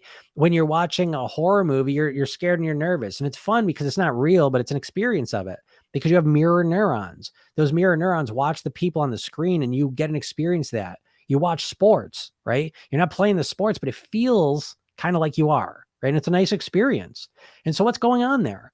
Basically, you're imagining things, right? You're watching a movie, you're watching sports, and you're imagining having that experience. And that imagination is giving you some sense of that experience. You watch these people playing the sports and you're kind of experiencing that to some degree as well. Okay. And so that's hypnosis. That's it. It's not some crazy state where you're, that's not what it is. You're not going to cluck like a chicken. You're aware the whole time. It's like when you're in a movie, right? It's like when you're in the movie theater, think about it. You get absorbed in the movie. Very rarely when you're in a movie theater watching the movie, do you kind of step out of the movie and look around and be look around in the actual movie theater, right? You bring your attention goes into the movie and you're absorbed in it, right? That's what hypnosis is. But if all of a sudden, a fight broke out in the movie theater, you'd pull your awareness out and you'd look at it. Okay. But being in a movie theater in a good movie, that's a trance state. That's hypnosis. Okay. It's just normal, natural. You always do it. Every time you go to sleep, you pass from being conscious and awake into a hypnotic state and then to sleep. Okay. But that feeling when you're lying in bed, but it feels like you fell, that's hypnosis, right? Your imagination is giving you a feeling. Okay. So once you understand how to use that, once you understand how to strategically use your imagination, and so the best hypnotists in the world are advertisers, commercials. Okay. Now, if you study the history of commercials, you'll see that they started by trying to logically convince you. They would tell you all the reasons why their product was the best. Okay. For a car, they explain the engine size and how it stops quickly and how you can take your family, all the logical reasons why you should get their car. That's how advertisements started. They're fascinating. Go look them up. Go look up old ads. It's a wall of text, right? Convincing you all the logical reasons why you should do something, right? Let's fast forward 50 years. We see car commercials now, and it's just watching the car drive fast. It's watching some attractive people in the car driving it while I'm sitting on top of the car. Very illogical, but very powerful and effective. That's why those are the ads we see, you see? So they're appealing to our imagination to give us an experience, okay? And so this is hypnosis. It's not magic. It's not weird. It's not unusual. It's something you experience all the time, but you have no sense of how to use it, which is to say you have very little awareness of how to actually influence how you think, how you feel, and how you behave. And until you learn hypnosis, self-hypnosis specifically, I don't know how you will. I really don't. Because again, it's not a factor of willpower. We've talked about that. You can have willpower in one area of your life. So why can't you have in this other area? That doesn't make sense, right? To a logical brain. So how do you explain it? I know how I explain it. I explain it through hypnosis, that we activate the willpower in one place by the way that we think about things, and we deactivate in the other area because of the way that we think about it. And that's all hypnotic. It's all subconscious, the way we subconsciously think about it. So, until you learn hypnosis, I don't know what you do, and so I'm not saying you have to learn it from me, but it's the main thing. If you want to lose weight, it's about learning self-hypnosis, how to program your subconscious mind. I don't know. I don't know any other way you would do it. All right. Questions. If anyone's got questions, I want to hear them. How to learn overeating. I don't know what that means. Hello from Germany. So you're German. So maybe how to learn. I'm going to say how to learn to eat moderately. I'm going to just assume that's the question you wanted. And that's the question I'm going to answer. That's going to be more useful to people anyways. So how to learn to eat moderately. This is a good one. So your eating is on autopilot. I'll give you an example, right? And so even your eating, you don't have the granularity of how you eat to really change it. So notice that the speed at which you eat is a pretty subconscious process for you, is it not? You try to eat slower and you just eat at the same rate no matter what. Right. So this is exactly what I'm talking about. That's just one aspect of how you eat. And so to eat moderately, it's less about saying, well, I got to slow down my eating.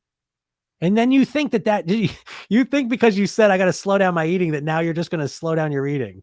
Do you know what I mean? Like, it's absolutely insane because it's a subconscious process that's been programmed in. So it's like saying, you know what I got to do? I got to write with my other hand, and then expecting you're just going to write with the other hand. You're not. And so how would you write with the other hand? Well, you'd practice it over and over. And so that's how you'd eat slower, is you would come up with a way to practice eating slower, and you would practice it. And sometimes some things would work and sometimes it wouldn't. And here's the magic secret. And here's something you never do when it comes to weight loss. You would make a mistake and you would learn from it. Can you imagine making a mistake and learning from it with weight loss? There's no room for that, right? Because you're either perfect or you're a jerk. And you're a bad person because you can't do the right things. There's no room for learning and growing. That's why with me, right, my program yourself thin technique, that self-hypnosis technique I was talking about, it's really two techniques. The first one is the redo technique, and the second one is the rehearsal technique. And so every night you do the redo technique. You pick something you're not happy with. You ate a bag of cookies you didn't want to. You ate way too fast. You overate. Whatever the behavior is. And this is amazing, right? Because typically when you do the wrong behavior, eat too much, eat the wrong food, you do one of two things. You either ignore it. I'm never going to do that again. I'm not doing that. I shouldn't have done that. Or you beat yourself up. And when you beat yourself up, you just reinforce the behavior. I shouldn't have eaten those bag of cookies. I shouldn't have eaten those bag of cookies. Your subconscious mind doesn't understand negatives. I tell you not to think about a banana. What are you thinking about? See? And that's another thing with the diets. They're fixating on the exact thing you don't want to eat. It's a very bad strategy when you understand how your mind works. Right? Because your weight loss strategy when you want to lose weight is, okay, I'm not going to eat cookies today. I'm not going to eat cookies today. I can't think of a better way to get you to eat cookies than by telling you to not try not to eat cookies today. So, you know what I mean? Like, there's just right down to the core of it. Dieting is getting you to overeat and stick at the wrong weight, And so you need a better strategy, and understanding hypnosis is, I think, the best way in the world. And I keep saying hypnosis, but what I mean is self-hypnosis. Okay. There's no one out there that's just going to train your mind to be different. Okay. That's why I teach you how to hypnotize yourself, because the other thing is you're not in a vacuum, and there's no, again, the dieting thing is like, you're just missing this missing piece of information. You think there's one little missing piece of information. Like, once you get it, everything's going to change. That's not true. It's constantly kind of tweaking and evolving and growing and getting better. If you play a sport or if you play an instrument, you know what I mean. Right? Like, if you play guitar, I play guitar. It's like, well, what point do I know the guitar? Well, what's that mean? Do you know what I mean? Like, when you're like, if you play chess, like, at what point you know chess now? You know what I mean? Like, there's always room to grow and evolve and get better. Right? That's how you have to think about your weight. It's a never ending process of improvement and tweaking and optimizing.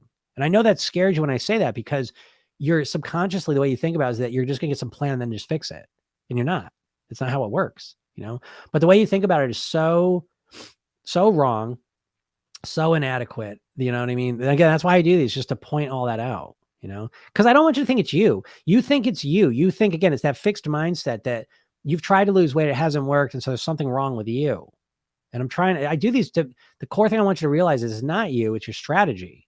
It's not even your strategy. You don't even have a strategy. That's the point I'm trying to make. You literally have no strategy, no granularity, no system for really managing your weight, And so how could you possibly ever lose weight and then live at your goal weight? You don't want to lose weight, right? The weight loss phase, the weight loss is just a phase. It's a tiny part of the whole process, right? How long do you want to lose the weight for? What'd you say? Oh, you said forever? Okay. So if you're just focusing on weight loss, then well, what about after that? Because the weight loss part is going to take you what? A couple weeks, couple months, couple years. And then what? Then you live the rest of your life at your goal weight, right? Because that's the plan. But if all you're thinking about is weight loss and living and maintaining that weight are two totally different things. What do you think? You're just going to magically know how to maintain it? They're different strategies. And there's different motivation there too. I never knew the power of hypnotism in the subconscious mind, but it's changed everything for me. Yeah, absolutely. It's an absolute game changer. Again, I'm going to say something. This may sound ignorant or it may sound brilliant. I don't know, but I'm not going to sit here and act like I'm not a smart person. I think I'm relatively smart. Okay. But academically, was never like the smartest person in the world. There's always people that I was like, and even like I read a lot of books and like psychology, the psychology experiments they come up with I'm like, I can't believe it, like so creative and so brilliant, these experiments are. So it's like, I have such respect for people that are in like the psychology field that have master's degrees and PhD. I think they're brilliant. Okay. What I don't understand is why they skip, to me, what is the biggest psychological question of them all, which is, why do we not do what we know we should do? You know what I mean? Like they have a whole manual this big, the diagnostic manual of diagnosing abnormal thinking. You know what I mean? So when it comes to drug addiction or gambling or compulsions or disorders and all the rest of it, they're very solid. They got all that down. Right. But what about just a regular person with regularly normal thinking who wants to create a change in their life, but they just can't seem to make it happen? Where are you at, psychology? What's the explanation? What is it? What do we got? And even right from the get-go, I don't know, like, how are we explaining it? Positive psychology. Let's just focus on what we want. Okay. Well, I like that stuff a lot, but what about the concepts? What about the concept of our mind? How does our mind run? How come I want to lose weight, but I don't do the things that I should do to lose weight? Because I really, really want to lose weight, but how come I don't do the things that I want to do?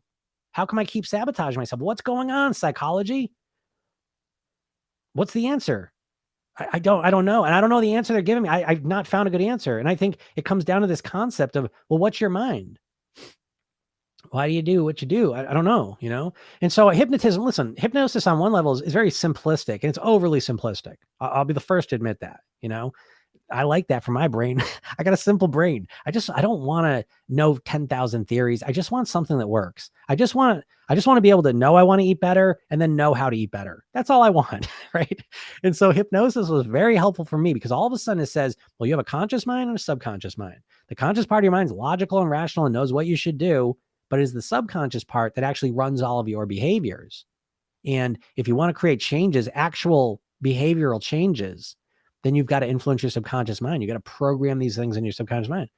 Well, that makes a lot of sense to me. Now, all of a sudden, even if I don't change the behaviors, at least I know where to look, right? So it's like, if I want to stop eating cookies, instead of just saying, okay, well, here I go again. Now I can strategize. And when I ate the cookies, I can say, okay, what happened there in a lot of detail? And I can work my way through it and get to a point where I systematically work through to not eat the cookies anymore.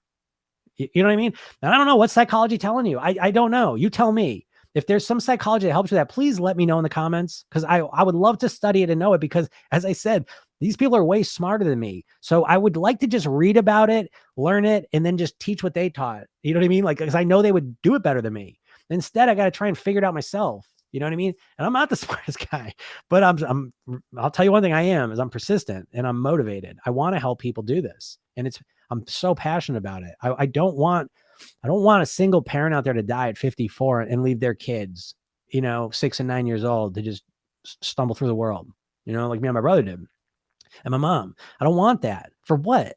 Because you can't stop eating bullshit. because you have no idea how to change your behaviors because you're dieting for 30 years and nothing's happening, no way. You know what I mean? So it's like, it makes me crazy, I get emotional about it, but it's like, it's life and death. And it's like, man, I don't know, like with drugs, they've gotten really good at working on that systematically, right? You can go to like a rehab thing and they're pretty good, Alcoholics Anonymous, at least they got a plan. I mean, that works pretty well, so at least there's some things they can do. And when it comes to weight loss, what do we got? Where are you looking? I don't know, but some diet, we can do some retreat, you get your stomach stabled, diabetic medication. What are you going to do? I don't know who's out there giving us strategies and plans, makes me nuts. So yeah, hypnosis is the only thing I can do. You know what I mean? Someone said, okay, how to stop overeating. Okay. Yeah. That's what I figured you meant. Yeah. And so again, how do you stop overeating? Well, it's to realize that knowing you should stop overeating isn't enough. That's just a starting point. And then you have to work your way. You have to practice eating differently. And it's a practice, just like the piano. You can't just read books to learn how to play the piano. You can't just have knowledge. I got to stop overeating and think that's enough. It's like, then you have to systematically practice eating differently. You have to teach yourself. It's hard. Like it's hard in the sense that it takes longer. It's like learning a language. It's like learning an instrument. Oh shit, that's hard. Well, it is. I don't have to tell you, but what's at stake here? Your life, 3 years, 7 years of your life, the quality of your life before you die, right? Read How Not to Die. You know what I mean? Get clear on this, right? That's what I'd suggest to you guys anyways, is you're in a trance and you're underestimating what the weight is, just like people in the 60s, 70s, and 80s were underestimating the effects of the cigarettes. You're doing the exact same thing with the food and the weight. You're underestimating it. And it's not your fault. You've been hypnotized to underestimate what the weight is costing you physically, mentally, and emotionally. And that's why you can't really garner the motivation to make the change, in addition to having no strategy or plan on how to do it. But, yeah, it's like something you commit to, and you only commit to things that are important to you, right? And right now the weight's just not important enough because you just want to look better. Oh, we'll look better. Who gives a shit? It's like if you've been married for 25 years, losing 25 pounds, 30 pounds, your partner's going to love you more. I mean, no, it's not going to change the quality of your life that much, most likely. Listen, if you're single, if you're a model, if your life depends on how you look, then it does change a lot, right? But for most of us, it's just like how you look. Again, it's a little cherry on top. It's a nice bonus, but it can't be the main motivation. If you don't believe me, tell me, show me the results you got for just focus on how you look, other than your wedding day. There's some big thing that happened and you really built that up, but now you're trying to recreate that motivation to want to look like you did when you got married, and it's not working. It's not going to work. You should write a book or something. You're right. I should write a book. I want to work on it. And I am, because I'd love to be able to just get that book out there and people just get it and read it. That'd be good. Drink more water, walk more, eat more veggies. Okay. Yeah. Great. Right. So that person was talking about lifestyle. I know that's the answer to that. Yeah. Again, and I think those are great. Right. But I just want to point out, I'm not putting that down, but those are great. Those are 3 great things. Okay. But they're wildly incomplete. Just to be honest. Okay. You got a good starting point there. Okay. But I'm just going to talk about these. So we were talking about, I said, hey, tell me what is a healthier lifestyle mean? I need a lifestyle change, not just to lose weight, not just a diet. What does that mean? What is a lifestyle thing? I say, hey, write down what you think that is, because again, my thing's 8, but it's not just 8. It's a deep, there's a deep training with each one of them, because even like drinking more water, so I'll tell you some of this stuff, right? Because so right now, let me use water as an example. Okay. So a lot of people might say, well, I need to drink more water to be healthier. Okay. And so they've been saying, I want to drink more water forever. I worked with a client yesterday on this, right? She goes, I want to drink more water. And I said, well, where are you at with it? I said, first thing you got to do is get yourself a water bottle, right? You can't be trying to drink any 8 cups of water a day. You're not going to drink 8 glasses of water. You can't keep track of it. It takes too much cognitive energy to do that. So strategically, you want to get yourself a big old water bottle. I need to drink 1, 2 of these a day. As long as I drink 1 to 2 of these a day, I'm good. I've hydrated myself properly. Now, here, I'm going to give you an example of hypnotic programming. So I'll give you a specific example I'm talking about. So the average person says, okay, I got to drink water. Maybe you watch a documentary on water. You say, okay, I need to drink water. I got to drink water. Knowing you need to drink water is not enough. That's the first step. How do you get yourself to actually do it? Do you know? You don't, right? Because you just think willpower. Okay, now I'm going to drink water. Well, how? How do you get yourself from knowing I got to drink water to actually drinking water regularly? Right? You got to program it in. And so you use strategies like, for example, going from, so a lot of people say, oh, 8 glasses of water. Again, how are you going to track 8 glasses of water a day? You know how much energy it takes to track 8 glasses of water a day? right? That's a lot of cognitive energy. And if you do that, you're not going to do other things. Okay. You only have so much cognitive energy. People a lot of times think of their willpower as this non-physical thing. Everything's physical. Your willpower is just your prefrontal cortex. And your prefrontal cortex is the most energy intensive part of your brain. It uses glucose, which is the same thing your muscles use. You run a marathon, guess what? You're tired, right? When you use a lot of willpower, guess what? You get tired. Same thing. And so turning it from 8 glasses of water into this is a strategic play, right? So now all you got to do is fill this thing up once a day and drink this. You see, instead of trying to think of how am I going to fill up, because you're not even breaking it down to this granularity, right? Okay, I got to drink more water. You see me? Conceptually, that makes a lot of sense. It's easy to understand. The reality of drinking a lot of water is a lot more granular than that. And so even just filling up, like when I talk about my water habit in my program, I was saying this yesterday because I sound like a nut job when I do this, but in the training, I talk about having phases of it. So I talk about not just drinking water. I got to break it down. When am I going to fill the water up? Now I'm lucky because I live in a place that got wonderful water right out the tap. Okay. We got amazing water here. I used to not live in places like that. So to get the water going, the first thing I do is how am I going to get clean water? In some places, I had the big Brita filter you had to fill up and then put in the fridge. And then eventually I had one that was just right on the faucet, you know? And so strategizing how you get the water is part of it, right? When are you going to fill it up? And then where are you going to leave it? When are you going to drink it? Like literally, when are you going to drink it? I'm not going to just sit down and drink one of these in a thing. So now I'm going to drink it throughout the day. When? How am I going to remind myself?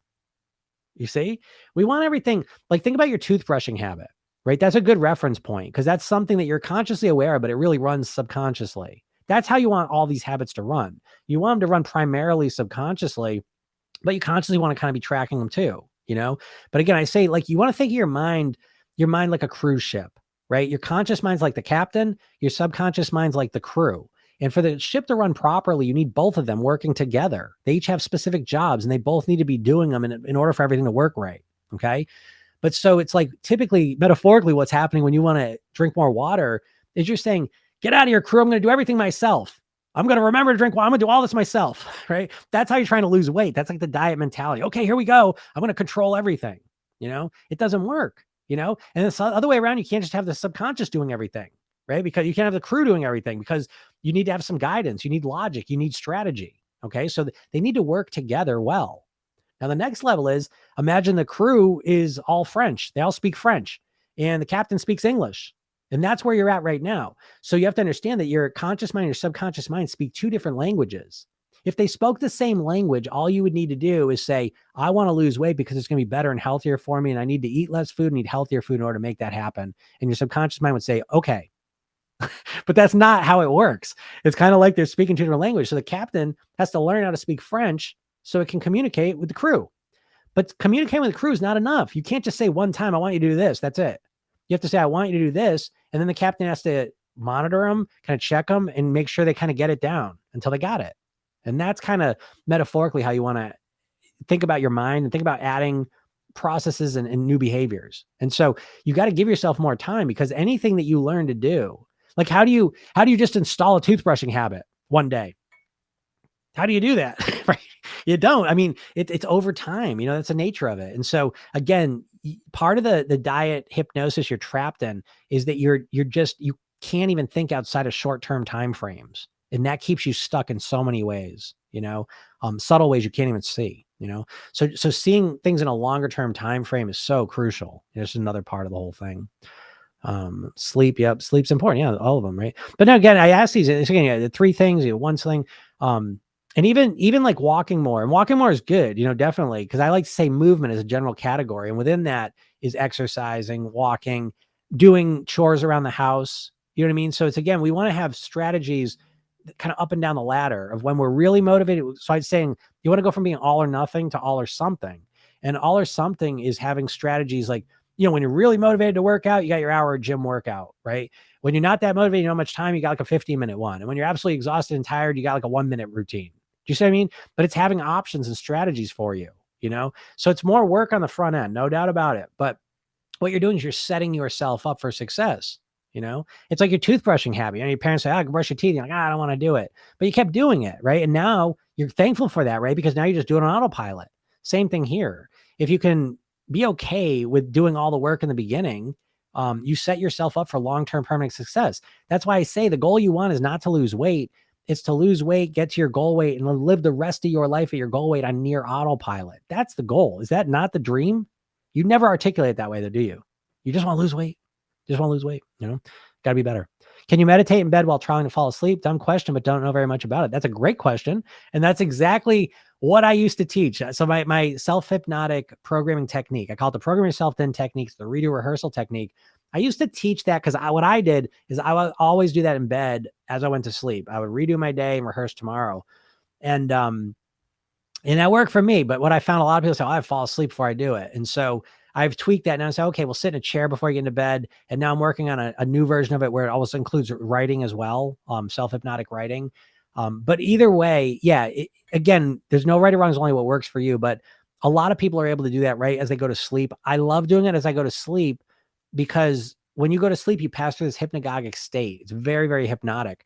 So I like programming myself in that state because I'm in a very absorbing state. My imagination's wild. So the suggestions I'm giving myself, I think sometimes take on extra juice. And I think that's a good thing. And so I like doing that. But again, some people fall asleep. So then we have to adjust, right? So there's no right or wrong, only it works for you. But that's a great question, right? Totally agree about the medical industry. Yeah. Right? I mean, again, they do a lot of great stuff. I break my arm, I want to go see them. I want to lose weight. I don't want to go rely on the medical establishment. That's not what they do, And should they? I don't know. It's like, right, we live in a country where your teeth aren't included in your health. So we live in a crazy world, right? So it's like, you got to take this on yourself. No one's going to help you, unfortunately. I guess that's the message, and I think we can all agree with that. Someone says a big thank you for your time and advice. You are welcome. I'm glad. Thank you for your time and paying attention to this. Eating out of boredom. Yeah. Eating out of boredom. Again, same thing, emotional eating.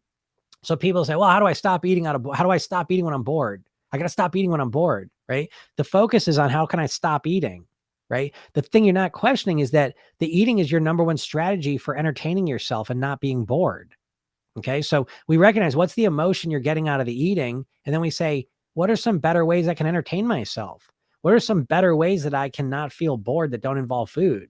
Because the food is boring. It's just, it's a drug in the sense that it just distracts you for a minute. It gives you a little blip of excitement, but it's not real, it's boring as hell, And so as soon as you see that, you start looking for better strategies. I just commented on your video, but with the help of God and with the help of your tips, I'm down 13 pounds. Wow. That's awesome. I'm going to take a screenshot of that. That's so good. Congratulations. I'm proud of you. All right. It takes a big deal. But again, I want to say something, And so if you're even listening to this, never mind get my program. My program is like, supercharged, super power. But again, it's an intense program, So if you're not that person, that's okay. But even if you just listen to me, if you just listen to these lives, listen to my podcast, watch my videos, watch my TikToks, you will lose weight. I can almost guarantee it. It may not be instantaneous, but you will build up a new way of thinking that's going to change the way you eat, change the way you live, and you're going to start losing weight. Okay. Because you're going to see the world differently. So again, that's awesome. Great job. That's really good.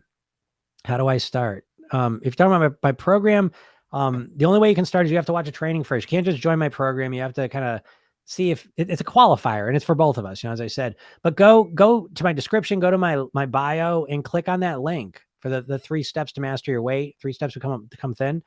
And click on that link, go put your name and email address in there, bring you right to the page, click the play button, start watching it. It's a half-hour training. I'll bring you through kind of start to finish, kind of lay it out for you, take some notes on it. And then if you're interested, at the end, I'll tell you about my program. If you're, you want to get started, want to learn about it, go check it out. Okay. Yeah. So she lost that weight and no diet. Do you hear that, everyone? Okay. That's what we're talking about. You can lose weight better when you stop dieting. And not only that, but you lose weight longer term. Diets are almost guaranteed temporary because the diets are coded subconsciously as a temporary thing. So it's an interesting comment, but it's so true. You don't realize this, but you associate diets with temporary weight loss because the diet is a temporary thing. I'm going to diet until I lose the weight. I'm going to lose weight. I'm going to go on a diet so I can lose weight. Then what? I don't know. I'll figure it out then. Okay. Let me know how it goes. Someone says just better eating and Holy Spirit's help. Yeah, great. Yeah, use whatever helps you. Yeah, better eating will do that, right? Great job. That's great. Someone says, got me in the feels, Jim. So true. Dying young because you can't stop overeating. Yeah, right. I don't like to get into that too much. I don't like to get all emotional, but it's like, that's what I'm talking about. I mean, I'm out here thinking in my mind, I'm always imagining, you know what I mean? Like that I would say is such a fundamental difference where I'm at. By the way, like that's like one of my heroes is Dr. Greger, How Not to Die. I can't recommend that book enough. Don't freak out. It's a book about vegetarianism. Don't freak out, right? Because it's like we should all be we really ought to be all be plant-based, you know. You can eat meat, but I mean you really the foundation I think ought to be plants, but whatever. But read that book. And again, I think I relate so much to him because his story really starts where mine started, which is someone almost dying of a heart attack based on how they ate, you know? And so I love personal trainers and the weight loss stuff. I don't mind. A lot of people have good intentions. Okay. But even like the personal trainers, and I get that they have a place. I like it, but so much of it is how you're going to look. You know what I mean? I'm not knocking that. It is what it is. But for me, I'm trying to tell you, it is 180 degrees opposite motivation. It's like, I want you to live longer. You know what I mean? Like this is life or death to me. I've internalized that. So again, people don't stop smoking because they want their teeth to be whiter. They don't stop smoking because they want to smell better. You know, they usually stop smoking because they don't want to die. They don't want to have lung cancer. You see, they need a deeper motivation to stop that addictive habit. And changing your weight is a very complex undertaking. Again, the diet's underestimated. That's part of their trick. I always say the diets are like the carnival games, right?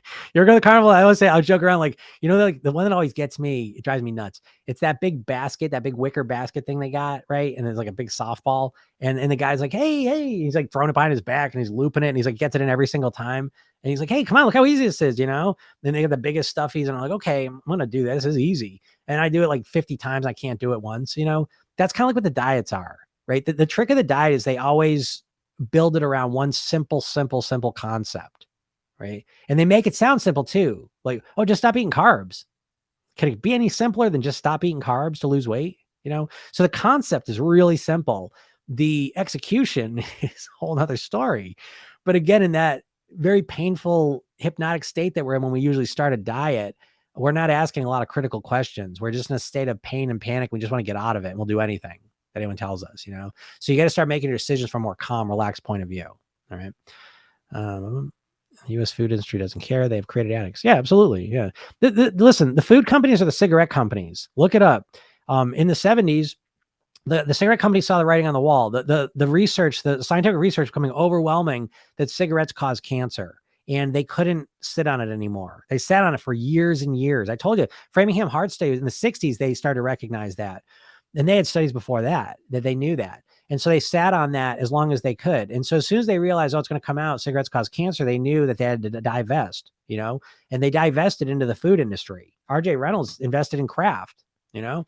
And so in essence, the food industry that we know now, and again, I'm not blaming them all for this, but if you watch, I guess I could show you stuff.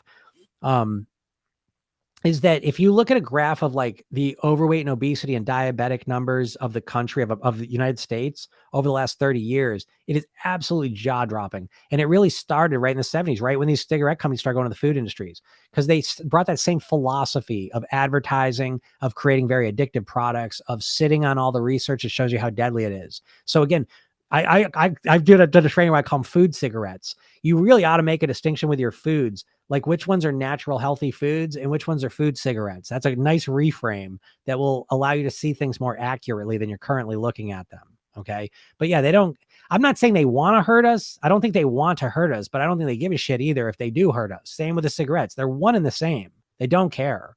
And they're sitting on this information of how deadly it is. And so it's up to you to wake yourself up. It's 1960s and you're a smoker and you need to see things for what they are, because the longer you stay in that trance of not recognizing the link between the cigarettes and the cancer, you're doing that now. You're not recognizing the overweight and the potentially early death and disease. You know, if you don't see that, then, you know, you're not seeing it accurately. You're not seeing it for what it is. Okay. Oh, hey, Katie. I see Katie's here. What's your podcast called? Program Yourself Thin.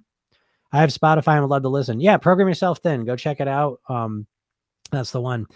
Someone says, hey, Jim, did you ever start the Intense program? Because I never saw the email, but I must be missing. Oh, yeah, Katie, I did start it. Okay. And I was wondering where you were. I was thinking about it. Yeah, we've been doing it on the second week now. So like I said, I was telling people I redid my program. I kind of reshuffled the way I did it. I stepped back from one-on-one coaching and I redid my program. And now part of that program is on Tuesdays and Thursdays, we have coaching calls where you can work right with me.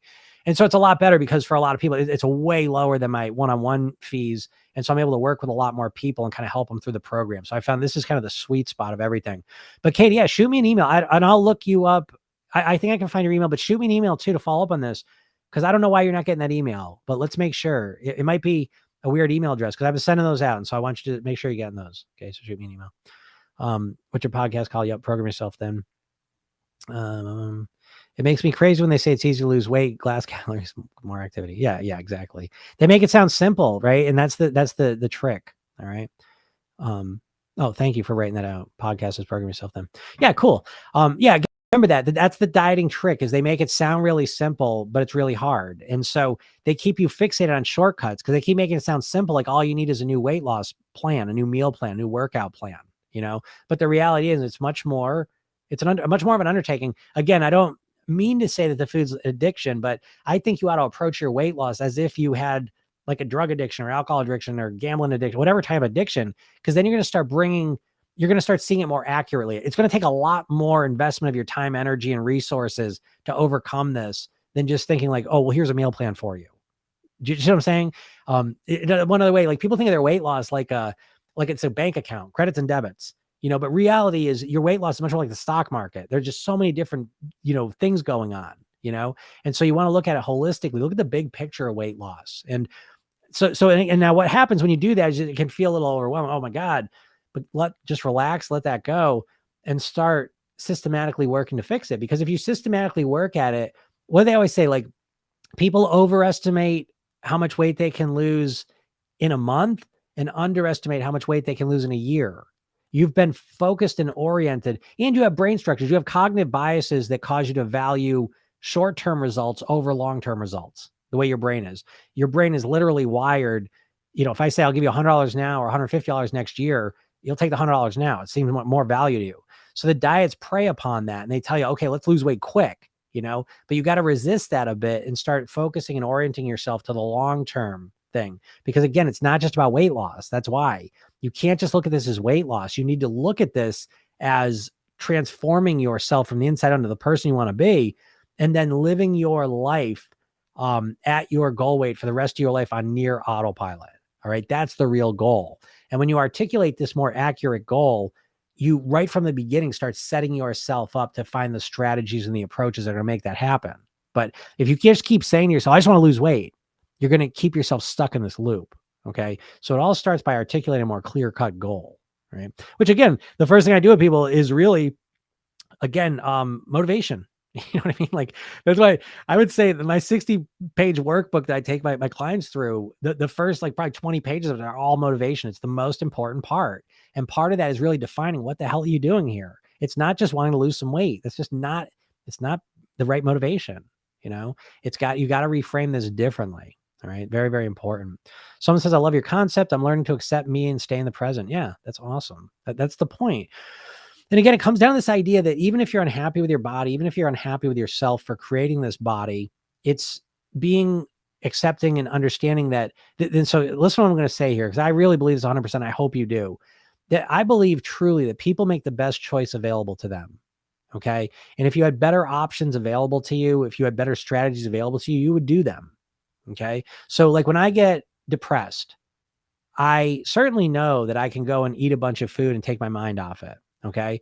But over the last 30 years, I've developed other strategies that are way more effective at genuinely helping me let that depression flow through me and get me back to feeling more happier, more content, and more grateful. Okay. And so I know I got both of these strategies, but I also know this one other one is so much better. And so that's the one I choose most of the time. Do you see? But what you're doing is you got that one strategy of like, well, I know if I eat a little bit, it'll make me feel a little bit better. But that's the only strategy you have. You see? And when you try and lose weight, you try and get rid of that strategy even. And you have no strategies. You see? So again, when you're trying to lose weight, you're in the process of trying to remove strategies, give yourself less options. And really the secret to mastering your weight is to give yourself more better options that get you better results and they're more enjoyable to do. I hope that makes sense. And so it all starts by, if you can really connect to loving yourself, I'll give you one more suggestion on that. I know it's hard to love our bodies. That's one of those things, right? Where it's like logically, I should love myself. I should love my body. You should. You would tell anyone that you care about that that's what they should do. Actually doing it and feeling it's another story, is it not? Right. And so you're so conditioned to focusing on parts of your body that you hate, literally hate. Right.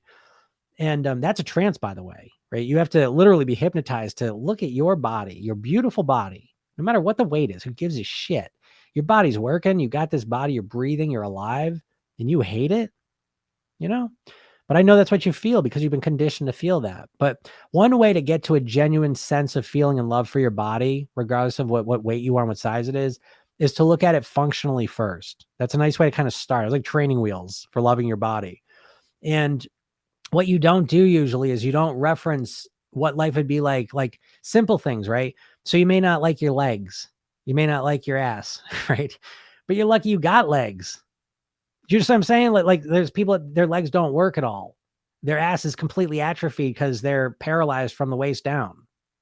And so in that situation, now all of a sudden you're like, oh, I am thankful for my legs. You see, that's a way to break that hypnosis of hating your body, is to start appreciating what you got here functionally. Right now, I know this is a step away from loving my body completely the way we're talking about, but it's a first step. So you can actually feel some sense of love and gratitude for your body, is to appreciate the functionality of your body. Right, man, I like, oh, my arms wobbly. Well, your arms work. You can grab things. Go watch a video of someone who has no arms. Okay, do you understand? This may sound extreme, but this is what I'm saying. You got to break yourself out of this idea of like your reflex. You've been programmed to reflexively hate your body because of how it looks, based on some arbitrary bullshit. Okay, so the fact you get this working body is where you ought to be, to feel a sense of love and gratitude for it. Okay, and then you take that love and gratitude and you develop it, you cultivate, you build it, and you start to really love yourself. Gives a shit about the weight. Okay, that's secondary, and you start loving your body. And now what happens is you start to feel some of that love for your body, as you start making decisions about how you're going to eat and what you're going to live based on this feeling of love. And now when you love your body, well, you don't want to eat that crap because that hurts your body. Your body's like a child in the sense that it's at the mercy of your decisions. And metaphorically, sometimes it's almost cruel what we can do to our bodies with the decisions we make and what we put into it. And so when we start to love our body as if it were a child, because it's just at the mercy of what we do to it, we start to feel different. And as we develop that love for who we are and our body, and thankful and gratitude for it, we start to want to nurture it and support it and make it feel better. You see? So this is an alternate path. Instead of saying, well, I'm going to lose all the weight and then I'm going to look perfect and then I'm going to love my body. A bunch of bullshit, huh? So it's like, it's more about the functionality of it, And so if you can orient yourself to that, you naturally start making better choices. All right. Someone says, thank you so much for doing this. I really appreciate it and find it really helpful. I'm really glad. Thank you. I'm glad you enjoy it. I'm so grateful every day that my back doesn't hurt. If there's a day that my back doesn't hurt. Yeah, exactly. It's appreciating the little things. We've gotten so conditioned in society to be ungrateful, and that's one of my conspiracy theories. I think above all, right, we're different political persuasions and religious persuasions and all these different things. But one thing we all are is consumers, right? They've made us all, we're all consumers. And I think the very core of being a consumer that they've put into us is this idea of not being grateful, right? We never get a chance to be just grateful for what we have, because once we're grateful and content, we don't want more. We stop buying shit, right? And so I think that right in the heart, they've tried to install deep into our mind the sense of there's always something better, that what we have isn't enough. And I think that goes right to our bodies too, And so as we start developing gratitude, that's why I say, when I talk about the lifestyle habits, I say gratitude. A lot of people say, oh, it's a little throwaway thing. That's nice, but whatever. No, I'm talking very specifically about a certain type of gratitude where you start to genuinely orient yourself to all the wonderful little things you have in your life. And when you start to live in that gratitude, it changes everything. It influences absolutely everything. Okay. So, all right. Well, thank you very much. I'm grateful for all of you. So thank you so much. I appreciate you watching. I hope this has helped. Keep it up. I'll see you soon and have a great day. Bye.